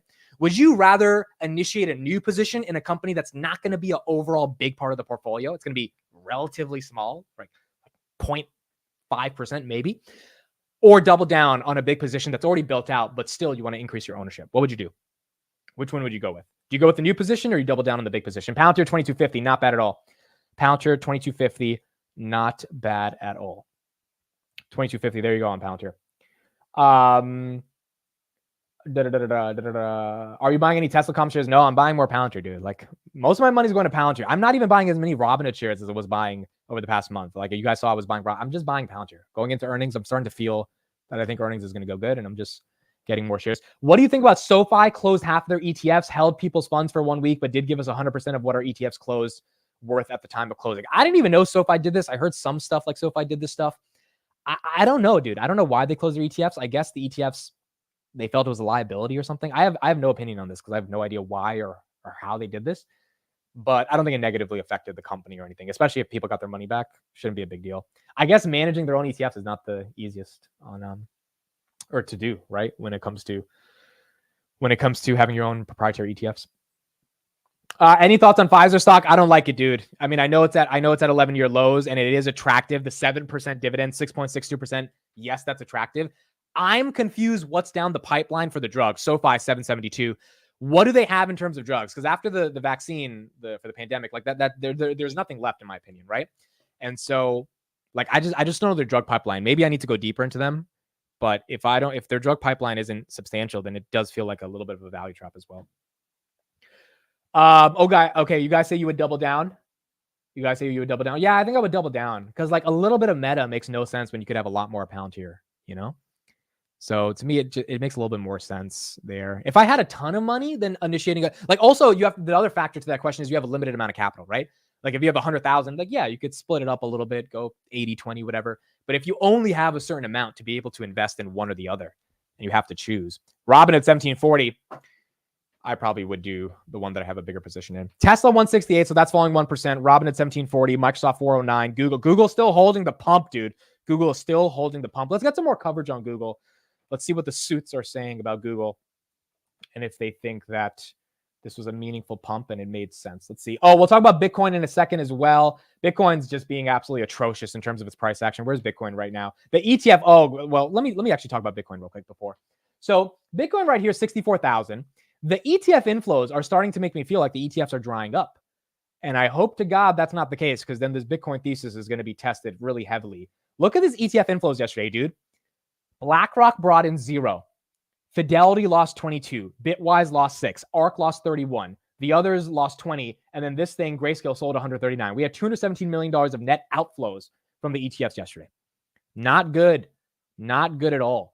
And so, maybe it's just like tax time and people don't have enough money, or maybe, I don't know what's going on exactly, but we have the streak we had of inflows, that's gone.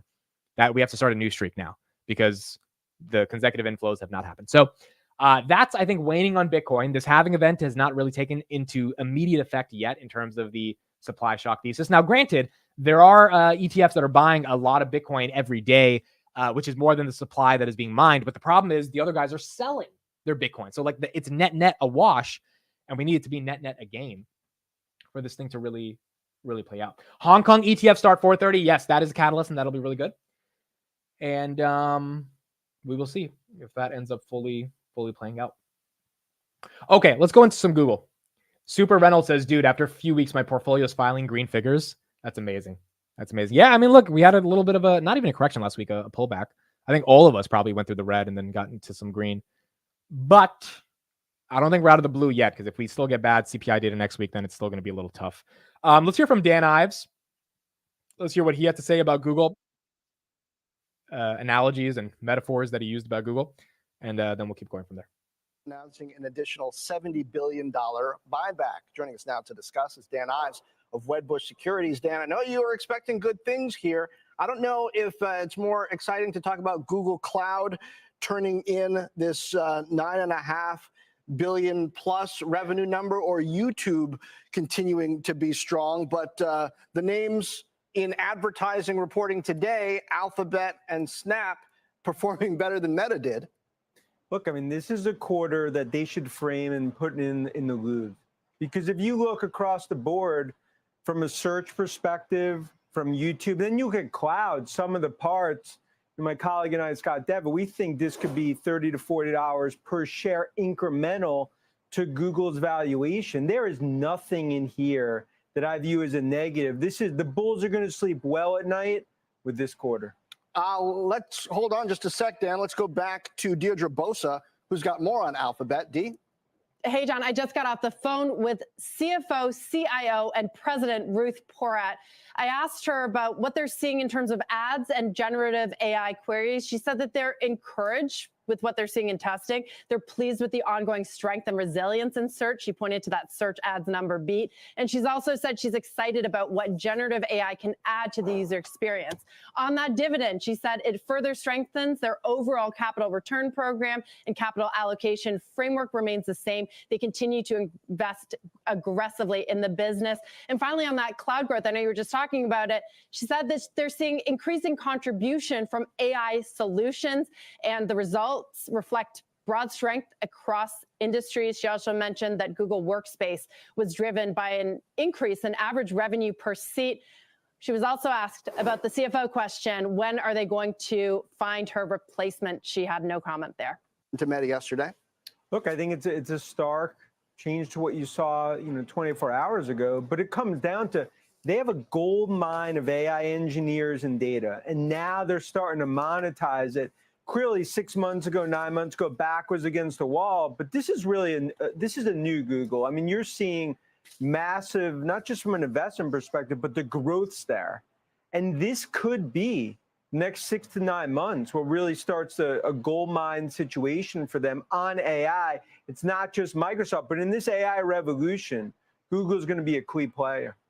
The fact that you now have Meta paying a dividend, you have Microsoft paying a dividend, I know that's been going on for a while. You have Alphabet paying a dividend. I mean, is this going to force the hands of the other mega cap tech companies that are already highly profitable to do something similar? And I guess just as importantly, when you see some of these companies initiate these dividends, does it actually widen the investor base? Morgan, that's a great question. I think it's taking a page out of Apple's playbook. If you look back over the years, these companies, they're generating more cash in some countries, and that's not going to stop. And what it's doing here is, from a capital allocation perspective, they're still going to be aggressive in M&A, dividends, buyback. These are the smart moves. And I think that's why we are just in the early stages of this next tech bull market. You look at these numbers, I think it's just showing the monetization of AI cloud is actually accelerating. Unless you have a telescope, it's hard to find a recession. I think it's just Amazon. Dude, I love Dan Ives. Like, first of all, when he says the monetization, he stresses the monetization so many times. I gotta hit him up and get him back on the channel. We gotta talk about everything that's been going on in earnings. And then he said it's hard to find a recession without a telescope. Like he knows how to do these analogies, and then he gets your attention because he's wearing something very elaborate. He's wearing something very unique. Flamboyant, one could argue. It gets your attention. That's it. He's an analyst, dude. And tech becomes, someone by the way, I'm doing this, so I'm doing a Robinhood earnings live stream with this dude. So this dude, let me show you guys this dude. The reason I'm saying this is because it's about getting attention. So this guy right here, right? I don't know if you guys know him. He doesn't post on YouTube that much anymore, but this guy, Dave Hansen, he has a podcast called Dumb Money. Some of you guys might know it. That has 100,000 subscribers. He doesn't post that much on YouTube anymore. This guy's like from my understanding, he's done a lot of good angel investments. He seeded Robinhood, I believe, like 10 years ago, and made a crap ton of money. It wasn't a lot of money, but he did make a decent amount of money. And now he primarily lives off his investing. This guy was in the earnings call yesterday on Microsoft, and Robinhood actually sent him one of the gold cards. He was one of the first people to get the Robinhood gold cards. We're going to do the earnings stream together for Robinhood. You guys know him? Yeah, okay, cool. I don't know how many people know him. He's a legend, right? And it was so funny. He was in the earnings call yesterday on Microsoft, and he was like, yo, Amit. And I just had watched his podcast earlier in the day, right? When I was driving, I was listening to it. And I was like, Dave, the fuck are you doing here, Dave? I was like, what's up? He's like, you want to do the earnings call for Robinhood together? I was like, yeah, that'd be awesome, Dave. Let's do it. So he's pretty cool. And he doesn't post that much on YouTube anymore, but still amazing investor. I mean, he lives off his investments at this point. I'm pretty sure the guy's like, he's done very well for himself. But the reason he was in the call is because he said you make the earnings a bit more exciting, right? In the before the numbers come out, right? And I think the reason I'm bringing this up is because Dan, with his outfits, makes tech and finances exciting. He makes it exciting, right? Like it's not as boring as just being a talking suit about like, oh, Google gave a dividend. He's like, no, good. You would have to, if you want a recession, you got to find a telescope. If you got to put this earnings in the Louvre, right? He's saying it in a way that's exciting to get your attention, which is why I like Dan. And even if he's not always, on point with everything, he gets people to care. So that's what we got with Google. Market's excited about that right now. Bitcoin 64, Bitcoin pumping a little bit. Palantir 2240, Nvidia 857, SMCI 821, SMCI up 5%, not bad at all. SoFi 773. The options are definitely not filling.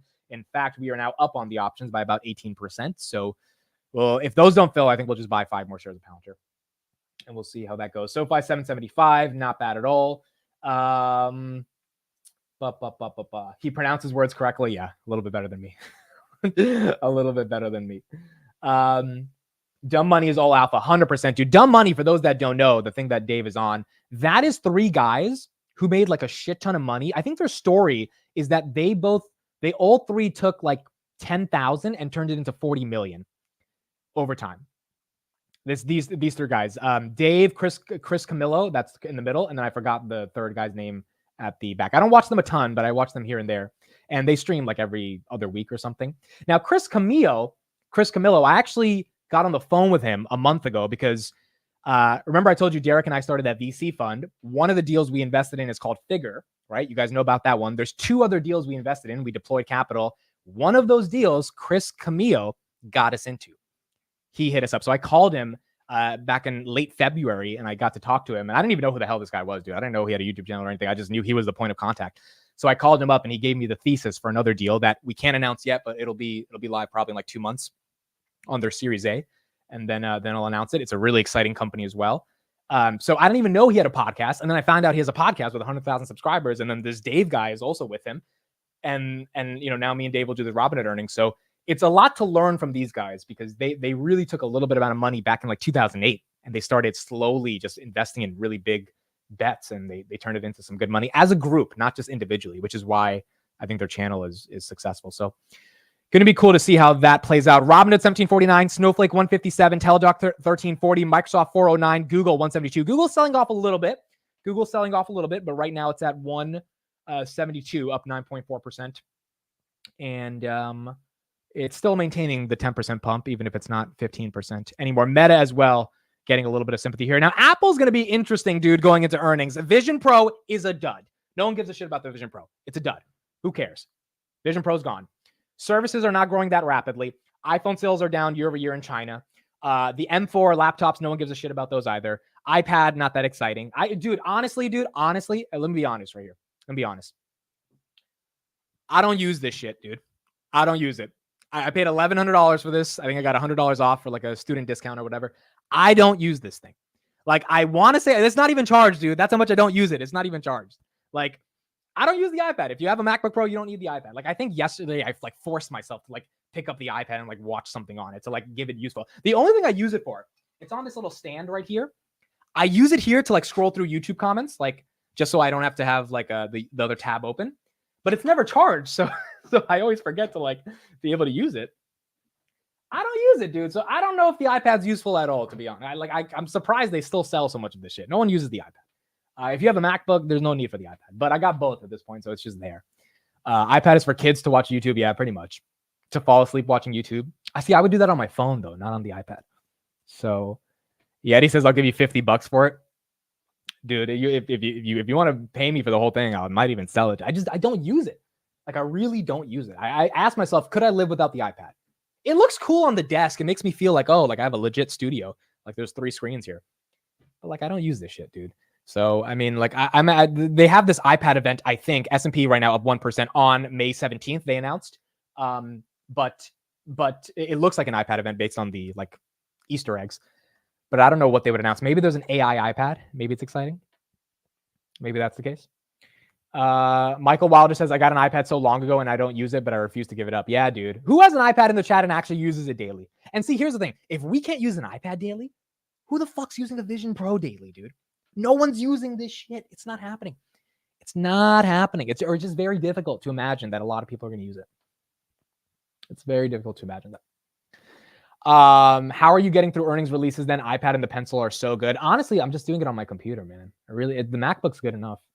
Like trying to use multiple things at once kind of like messes with my brain, right? Like I just one device, I see everything. I use this other screen right here to look at some stocks on the side, but like it's a little easier to get the look right here and keep the stream open. But still, everything's green, by the way. We just turned super green. You guys see this? S&P's 508. Only thing that's red is Roku. Intel's down and Tesla's down a little bit, but everything else is green. Palantir's up, Nvidia's up, SMCI's up, SoFi's up almost 2%. Dude, if SoFi pumps to 8 before earnings and then we pump to 10, it's going to be exciting, dude. It's going to be exciting if we can get that pump. Snapchat falling off a little bit, 21%. Amazon's up 2%. Apple's up a little bit. And then S&P is green. QQQ is green as well. Enphase 5% is green as well. It's not bad. Not bad. Not bad at all. Claudina says my kids do. Yeah, for kids, I think there's a use case. For sure.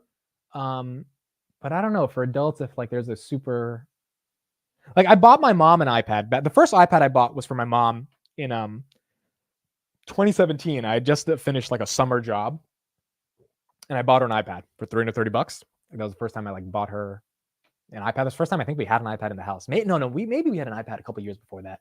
But I bought her an iPad and you know, she used it a bit, but like she never ended up using it. And now that iPad from 2017 is just so slow. There's no way anyone could use it. I tried using it before I bought this, and I was like, "There's no way. It's just dead now." So it's harder to use it. Excited for SoFi earnings? Yeah, I'll be streaming it, Michael. I'll be streaming SoFi. It'll be fun. It'll be fun. Are Amazon or PayPal on Tuesday? I think we have to do Amazon, right? More people care about Amazon. The call. I mean, we'll do both numbers at the same time, but hopefully their calls are maybe at different times. And we'll get to, I think we would pick Amazon over. If PayPal pumps, we would be happy, but I think people want to listen to Jassy more than Alex Chris. Even though the PayPal call, a lot of people have more money in PayPal than Amazon in the retail community. So I don't know. We'll have to see. Maybe we'll poll it and we'll see. Can you get Adam to? Yeah, we got to get Adam to come back for PayPal, dude. Predictions on PayPal. I don't know, dude. Do you guys want to watch the PayPal video from last time? The Wall Street Bets one? I watched it the other day. It just randomly popped up on Twitter. I was like, oh man, I forgot. Dude, this year's been moving so fast. Like I forgot I went viral on Wall Street Bets. Not in a good way. like not in the, oh, this guy made $5 into $5,000. Like more so in the look how embarrassed this guy is. Do you want to watch it again? PayPal's pre-market. Oh, perfect. PayPal's pre-market. So we can do PayPal in the pre-market then. Wow, they usually don't do pre-market. They usually don't do pre-market. Your PayPal reaction was what I first saw of your content and then became a regular watcher of you. That's awesome, dude. Dude, some guy, let me read the comment someone left yesterday on one of the YouTube videos. This was an interesting comment. He says, Amit, you're the person that I most watch every day. Been like a drug since 2021, and the drug keeps getting better and better. Crazy feels like you're one of my best friends. Had eye surgery today, and the rest of the day I was watching you. Keep it up, brother. And so I responded, I hope it went well and you can keep seeing, because he had eye surgery, me every day. Thank you for being here. I think he appreciated the joke. He would, if he's been watching since 2021, he would appreciate the joke. Now, what he said right here is that, you know, been like a drug since 2021 and the drug keeps getting better and better. I mean, you know,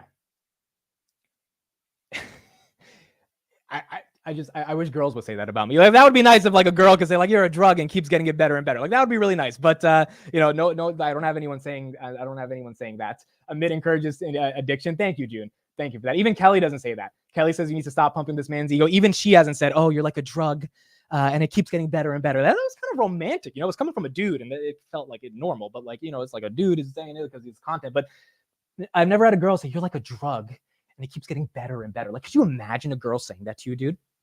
It would be incredible. It would absolutely. Amit kills it with the dudes. Oh my god. Yeah, I guess so, dude. I guess so. I've never had a girl say you're like a drug and it gets better and better. That's some romantic fucking shit, dude. Some romantic fucking shit. All right, here's the Wall Street PayPal video from 2 months ago. Here we go. Eventually, 3% off. 3%. Holy crap! Holy crap! It's popping. Holy crap! 4%. 5%. Holy crap! Holy crap! Holy crap! 6%! 6%. Holy crap! Oh, it's 67. I'm trying to get the numbers. 7.5%. Let's fucking go. No, that green candle is gonna go pop up right now, bro. 8.5%. 8.5%. What did they announce? 9%. I'm trying to get this great. They had to announce something, dude. 9.3%. 10%. 9.5%. 10%. 10%. 10%. And the pain starts now. And we're going to pause this and analyze what Adam does because it's the funniest shit ever, dude. Okay, so we got Andrew. They beat revenue by about 40 million. Okay, so we got that number. Okay, here we go. They beat EPS by about 15 cents. I got it. They beat revenue by about 130 million. So there you go. You got to beat on the EPS and you got to beat on the revenue. You got to beat on the EPS. You got to beat on the revenue. And then the guidance numbers should be coming in very soon. And then the street will be able to react to that as well. Oh, we got to ring the bell for this, Adam. Okay, now here. Watch this. You see how I said, oh, we got to ring the bell for this, Adam? Look at Adam's face as I'm ringing the bell. Look what happens. You see how Adam's eyes immediately went to the red. So this is what people forget about this video. This is why this video is epic. I'm like, Adam, we have to ring the bell. It went up 10%. And Adam's right here, imaginary ringing the bell. He's going through the motions.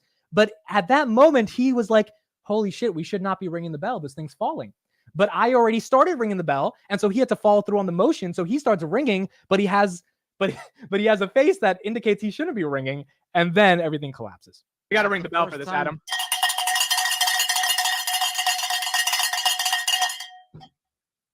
Bro, it's going back down. Now it's even. People are not liking it. Now it's down, down, down.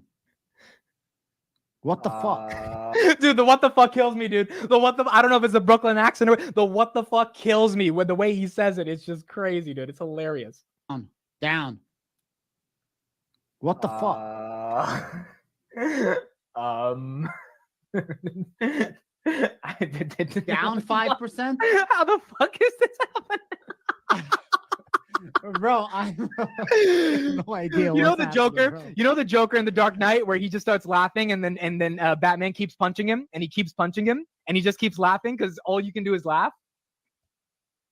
It was so bad, dude. It was so bad. It was so, like that moment where he starts imaginary ringing the bell even though he knows like shit hit the fan. Oh, Palantir 2254, not bad at all. That was great. SoFi 780, dude.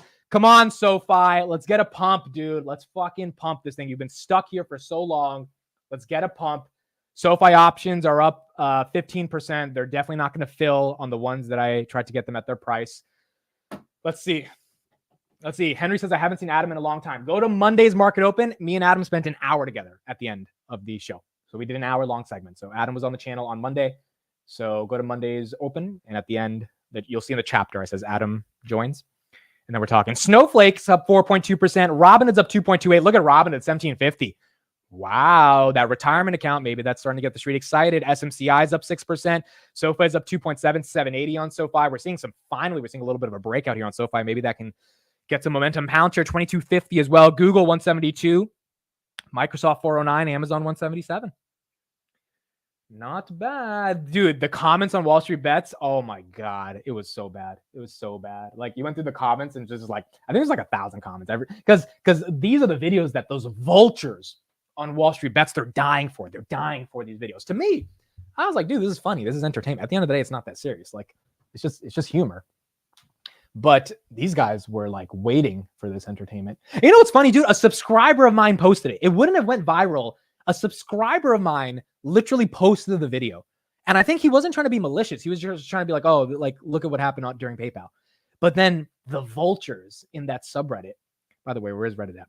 They just destroyed it. Reddit's 44.46, still above their IPO price. But they're not as high as they were at $60. Palantir 2253, Bitcoin 64,720 right now for Bitcoin. Yeah, not bad. Market's doing okay, dude. On a Friday, market's not doing that crazy. Okay, let's get an update on this, guys. So let's talk about Anduril. This is a really exciting development. Anduril just beat Boeing, Lockheed Martin, and Northrop Grumman. I definitely say that. Everyone knows what company I'm talking about, so you're gonna kill me for how I presented it. But they beat those companies for this deal. The deal from the collaborative combat aircraft. So they beat 3 high-level defense primes to win a contract to build this shit, which looks really cool, dude. Northrop, Boeing, and Lockheed. So here's the CEO of Anduril, Mr. Palmer Luckey, which is just an absolute rock star. Here's him talking about what they're doing and how they're growing. Defense, you like that transition, I see what you did there. I appreciated it. I knew it was coming. You didn't. I didn't know it was. Yeah. You might have heard her before, Morgan Brennan. She covers all things defense. Her IFB has been retrieved from said ground. She can hear Palmer Lucky. Look at his hair, dude. It's so beautiful. His hair is amazing. And I will let you take it away. I might pop in toward the end. All right, Brian, thank you. Palmer, it's great to have you on. Congratulations. This is a milestone for Anduril Industries. It was 5, then there were 2. Anduril and General Atomics being chosen for this first generation, this first round of these fighter drones to develop them. It's a major milestone for defense tech. It's a major milestone for Anduril. Walk me through it. Of course, I'm glad to be here. And it's also a big milestone for the U.S. Air Force to be building and developing an autonomous fighter jet for the first time at scale. This is really an incredibly important program, not just for Anduril or for the Air Force, but for our country. Yeah. And let's walk through, let's talk a little bit about that, because we're increasingly seeing the role of AI in military capabilities. Are we moving fast enough? I think as a country, we're actually making really good strides in moving fast enough. I mean, when I started Anduril almost 7 years ago, we were focused on AI from the very beginning. If you think about our company's name, Anduril Industries, it's AI for a reason. And now the rest of the world, I think, is caught up with that. They've recognized that AI is going to be an important part, not just of the economy, but also of the way that we deter wars, fight wars, and win wars. And the CCA program is a reflection of that. Building autonomous fighter jets that fight alongside people is a very challenging application of AI. It's one that my company is up to the task. And I think that's one of the reasons that we were selected as a company that's been around for less than 7 years over companies that have a long track record of building fighter jets, not a long track record of building AI that have been around for over 70 years. Yeah. And of course, Remember, Anduril co-founders are previous Palantir employees. And so Palantir and Anduril have collaborated on projects, so they both work very intimately together. And they're both ushering in the new age of defense tech. the 3 companies that were not part of this down select were Lockheed Martin, Boeing, and Northrop Grumman. To your point about kind of the old guard here. This comes on the heels of you unveiling the Ghost Shark, this extra large autonomous undersea vehicle just last week in Australia. Autonomy and AI, really the bread and butter and sort of guts of Anduril. How quickly can you scale? What does production look like? Well, we're scaling a lot of programs, even beyond the ones you just mentioned. Our AI engine that powers all of our hardware products, kind of the AI brain of everything, including Ghost up on screen, Ghost Shark, our submarines, and CCA, is an AI brain that we call Lattice. And we're building more and more and more products on top of that. It allows us to move very, very quickly using our own money in most cases so that taxpayers are not bearing the risk and the risk of failure that they typically would in a defense program. In the case of Ghost Shark, we just delivered the first unit a year ahead of schedule and on budget. That's extremely rare for a program doing this type of work, but we look forward to bringing that approach to lots of other programs, including CCA, where I'm confident we're going to deliver on budget and on schedule some really sick AI-powered fighter jets, which between you and me, it's a dream that I've had since I was 12 years old and watched the 2005 film Stealth, which NVIDIA's up 5%. Didn't do very well at the box office. I think we're actually going to make a lot more money building AI-powered fighter jets in real life than that movie made. But it was really inspiring at the time. The tech's finally caught up to make it possible. Palmer, it's Brian. I might have to go back and watch that movie. Never heard of it. It's like Sharknado 6. I mean, I'm sure it exists, but I've just never heard of it. It's not a great movie, but I love it. I'm sure you have films that are the same. Oh, absolutely. The Right Stuff, The Wizard of Oz, lousy pictures, but did well. Anyway, Palmer, kidding. I want to jump in. At the beginning of the show, I think you probably know Peter Diamandis, and we had him on at the top of the program. Oh, yeah. Yeah. And we tell you, all you guys are sort of connected. And we talked about AI, and I said, where's the role for the human being? And we want to keep humans safe. We want our armed forces, men and women, to be safe. My dad, 11 years Navy, go Navy. Where is the role of the human in the Anduril and AI-powered Army, Air Force, Navy of the future? My view of where the human is doing the things that humans are very good at, which is high-level strategic decision-making, thinking about big picture analysis of what we should be doing, planning ahead for how we would respond to things. But when it comes to the moment-to-moment micromanagement of thousands or tens of thousands of weapon systems that are operating simultaneously in a contested environment, you cannot rely on people to do everything. There are some tasks that robots are better at. They are, in some cases, faster than us, lower error rates, better error compensation, and more distributed. And most importantly, you can put them into situations you would never put a human pilot or a human sailor into. You can put them into places performing tasks that a person never should have to do because it's too dangerous or too dirty or too impossible for a person to succeed in that environment. People are not going anywhere when it comes to the DoD. There's always going to be a person on the loop. There's always going to be a person who's managing these systems and taking responsibility for what they do. And in the case of CCA, the CCA, the acronym is Collaborative Combat Aircraft. The entire purpose is to have loyal wingmen that are flying alongside manned aircraft. And those are the guys that are making the calls. They're the ones that are making the shots. And CCA is what's keeping them safe. It's going to be really exciting to see what happens to Anduril. Again, Palantir works very closely with these guys. Palmer Luckey is a billionaire who goes to Washington, D.C. with flip-flops, right? He has the same kind of carp, I don't give a fuck about anything mentality. The story about Palmer Luckey is I believe he donated to Trump in 2016 when he was working at Facebook, and they fired him. Jason Calacanis is a big part of this whole thing where he made a big deal out of this, but he was against, or maybe it wasn't to Trump, but it was something that was anti-Hillary, something like that, right? He donated it something. He made a political donation that was obviously more towards the right than the left, and the company got really upset. I don't know if Zucks literally fired him, but he got fired. And he made Oculus. The reason he was at Facebook was because they acquired Oculus. So, I mean, if that never happened, maybe he wouldn't come up with Anduril. And it's crazy because Anduril seems like it's gonna be way more important than Oculus at the end of the day. So he's just an absolute rock star of a founder, and I think he's gonna do well. Gene says, "How do you feel about Palantir buying them out?" I don't think they would sell. I don't think they would sell to Palantir. I think they believe they can be as big as Palantir, at least in the defense space. Maybe Anduril comes up with a commercial product, but remember, Anduril is more hardware versus software. There's probably some type of commercial hardware they could create for the Amazons and Boeings of the world, stuff like that. But I do think they're on a trajectory where they want to go public one day and be really big. And I don't think they're going to, take a buyout by Palantir.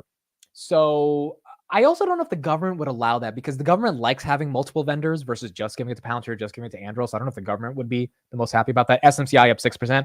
I wouldn't mind if they tried to buy them out. I just don't think they will. NVIDIA up 4.79% as well. Okay, what else do we have? So that's what we had on Anduril. We actually did talk to him. I talked to him once on Twitter, but I said, what did I say? He corrected me on something. I was like, oh, I told a picture of all the co-founders of Anduril. And I said, oh, here's a picture of all the co-founders of Anduril. And I think he said, I said, all the co-founders of Anduril are from Palantir. And he commented on the picture. He's like, I'm not from Palantir. I was like, oopsie, sorry, Palmer. And then I said, hey, can we do an interview? And he didn't respond. So we'll try to get him, dude. We'll try to get him at one point. We'll try to get this guy. SoFi 776, Reddit 4463. Chris says he gave 10,000 to a pro-Trump group. Yeah, dude, he got fired for giving 10 grand to a pro-Trump group. Crazy, man. Absolutely crazy. But it led to him building Anduril. And that's what he's doing now. NVIDIA's up, dude. NVIDIA's pumping. This thing was down 10%. It added today 50 billion in market cap, something like that. Yeah, roundabout. Not bad. SoFi as well, up 2%. SMCI making a little recovery. Tesla struggling a bit. Robin at 1755, trying to get back to that $18 range for Robinhood. Snapchat still up 22%. Amazon and Apple, they're up. And then Google, where's the pump on Google? Do we still have it? Google 9.4. Dude, even seeing 170 on Google is insane. Okay, let's do some math. Let's do some math. I had some spreads on Google, right? I had the 175, 225. Let's see how much they would have been worth today if I had held on to them. So remember, I sold them for 10%, which means I made $1,000. I put in 9,000, made 1,000, and I sold them. So let's pull up the spread on Robinhood. And let me do it in front of you guys. So you guys can see how I do this. So we're going to go to Google. Okay. We're going to go to Google and we're going to trade options. Intel down 10% is crazy, dude. Intel down 10% is absolutely crazy. Okay. So we're going to trade options. Remember, we did a spread. So we bought a call for 2 years out for 175. This was the Chris suggestion of the spread. And then we sold a call at 225. So that's a call debit spread. Today, if I wanted to get it to fill, I would get 1763. Let's assume, yeah, that's the average because we're not going to get the high side of 1930. Let's just assume 17.5. Easy. Okay, my average at the time, I remember, was 990.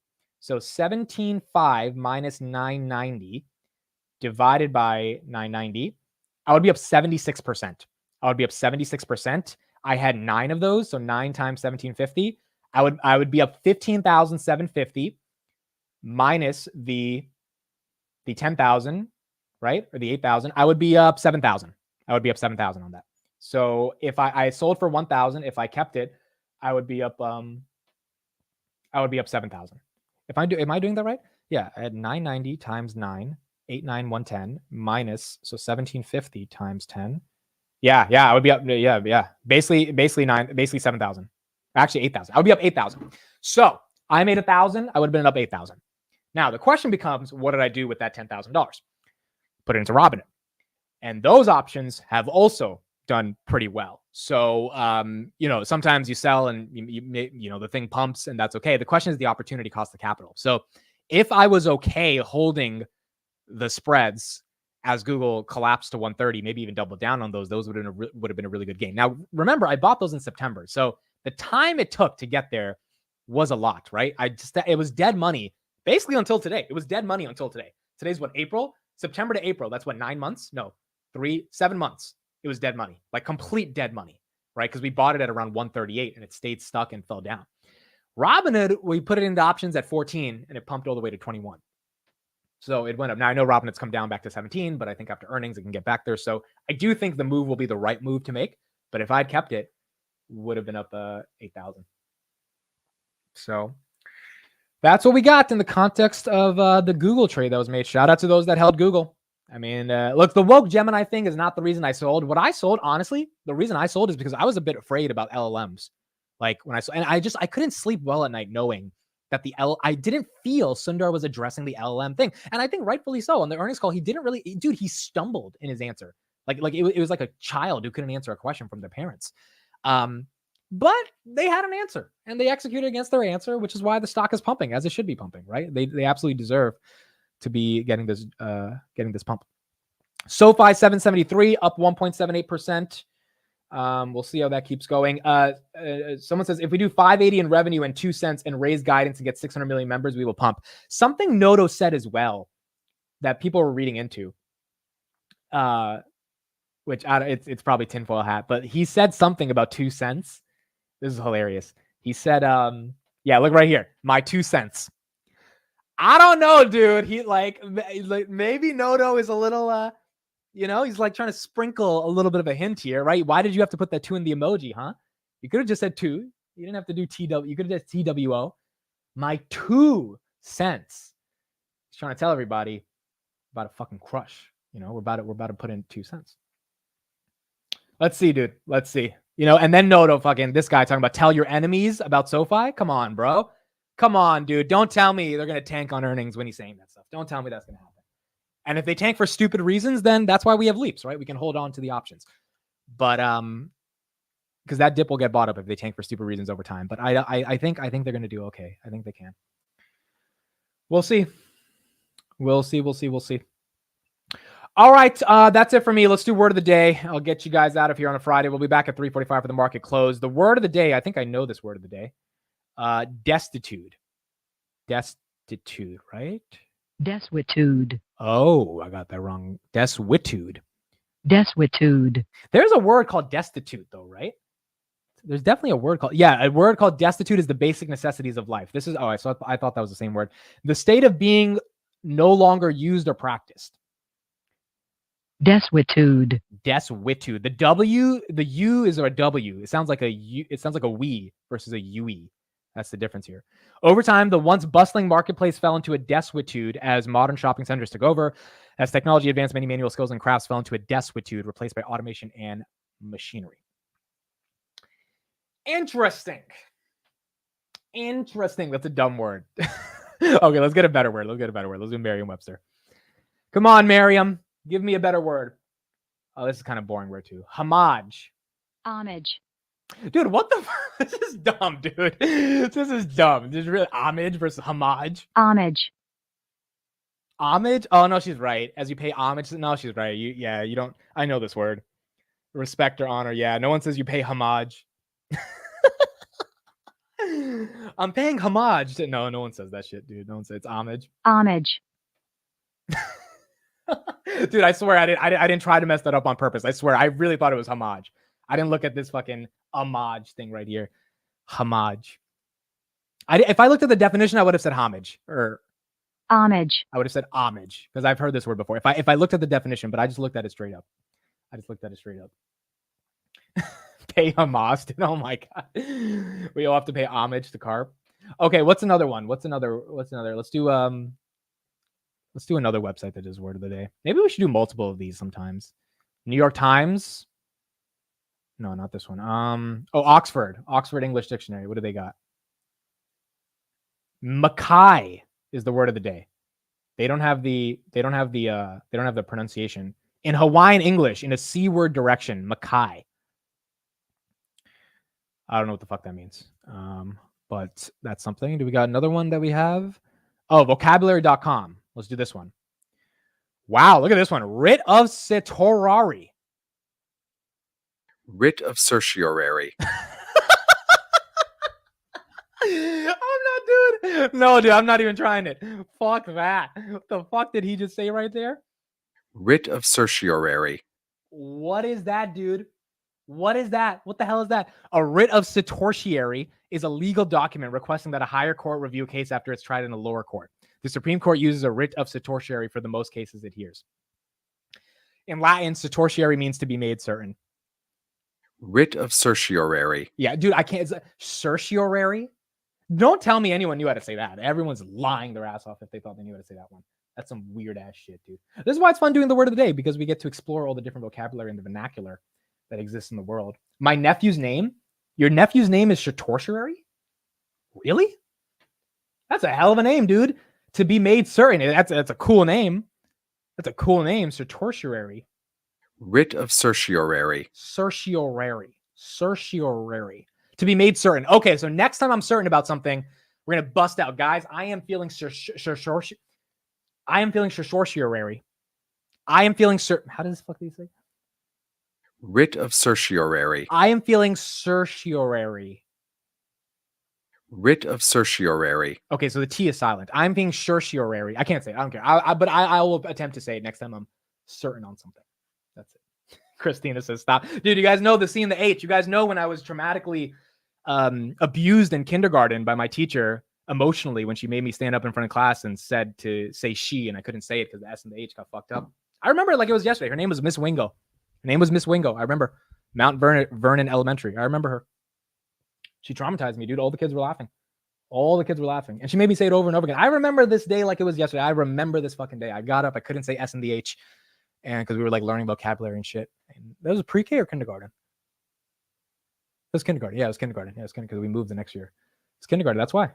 I have a plethora of abuse. That is correct. A plethora of abuse. All right. Your nephew's name is Mackay. Oh, I love it. That's great. I love it. Okay. I think that's it for me. I'll see you guys at 3:45, and we'll see what happens with the market open or market close. She didn't mean to do it in a bad way, dude. I don't want to say I don't have any hate towards her or anything like that. But I remember that day, like I was laughing too. I was like, damn, I can't fucking say the S and the H. I suck at this thing.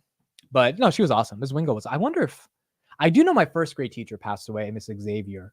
I think she passed in like 2000. I had her in 2005. She passed a few years later. You know, I used to live real close to my elementary school. It was Franklin Elementary. I used to live like 5 minutes away. Now I don't. Now I live like an hour away. But I didn't drive up there for years. Like I feel like I should go there one time just to see the school. It's been so long, but it's near me. You know, it's really near me. Maybe I should go and see it one day and just see what it looks like. But it's been a long time. DNA's up 9%. What? Ginkgo's getting a bounce. All right. Well, shout out to Ginkgo people getting a bounce. Last check on the markets. Palantir 2250.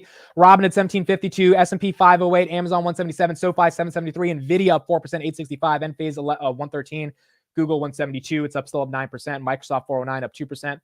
And then we got Robinhood 1750. Palantir 2252. All right, cool. I think I'm doing that podcast with TJ at 12, so I'll actually be here earlier. If not, then I'll see you guys on the market close. If we're here with TJ, I'll be back in 2 hours, and then if not, market close and keep going from there. All right, thanks everybody. Have a good one. Enjoy your Friday. If I don't see you, enjoy the weekend. Palantir Weekly tonight as well. And if not, I'll see you guys Monday morning back for the market open. Or actually Saturday, Chris and I will do a Snowflake pod. And then finally, I know I've been saying it for like 2 months, I will do an official like fun live stream Saturday night, probably like 8:30, where I just like sit and talk about anything. So we'll do that Saturday night. Thank you, everybody. Appreciate you guys joining every single day. It means the absolute world to me. It's the coolest thing in the world to see you guys here and get some value out of this. And I hope you guys enjoy it later throughout the weekend as we stream. Thank you, everyone. Have a good one. See you guys later. Bye-bye.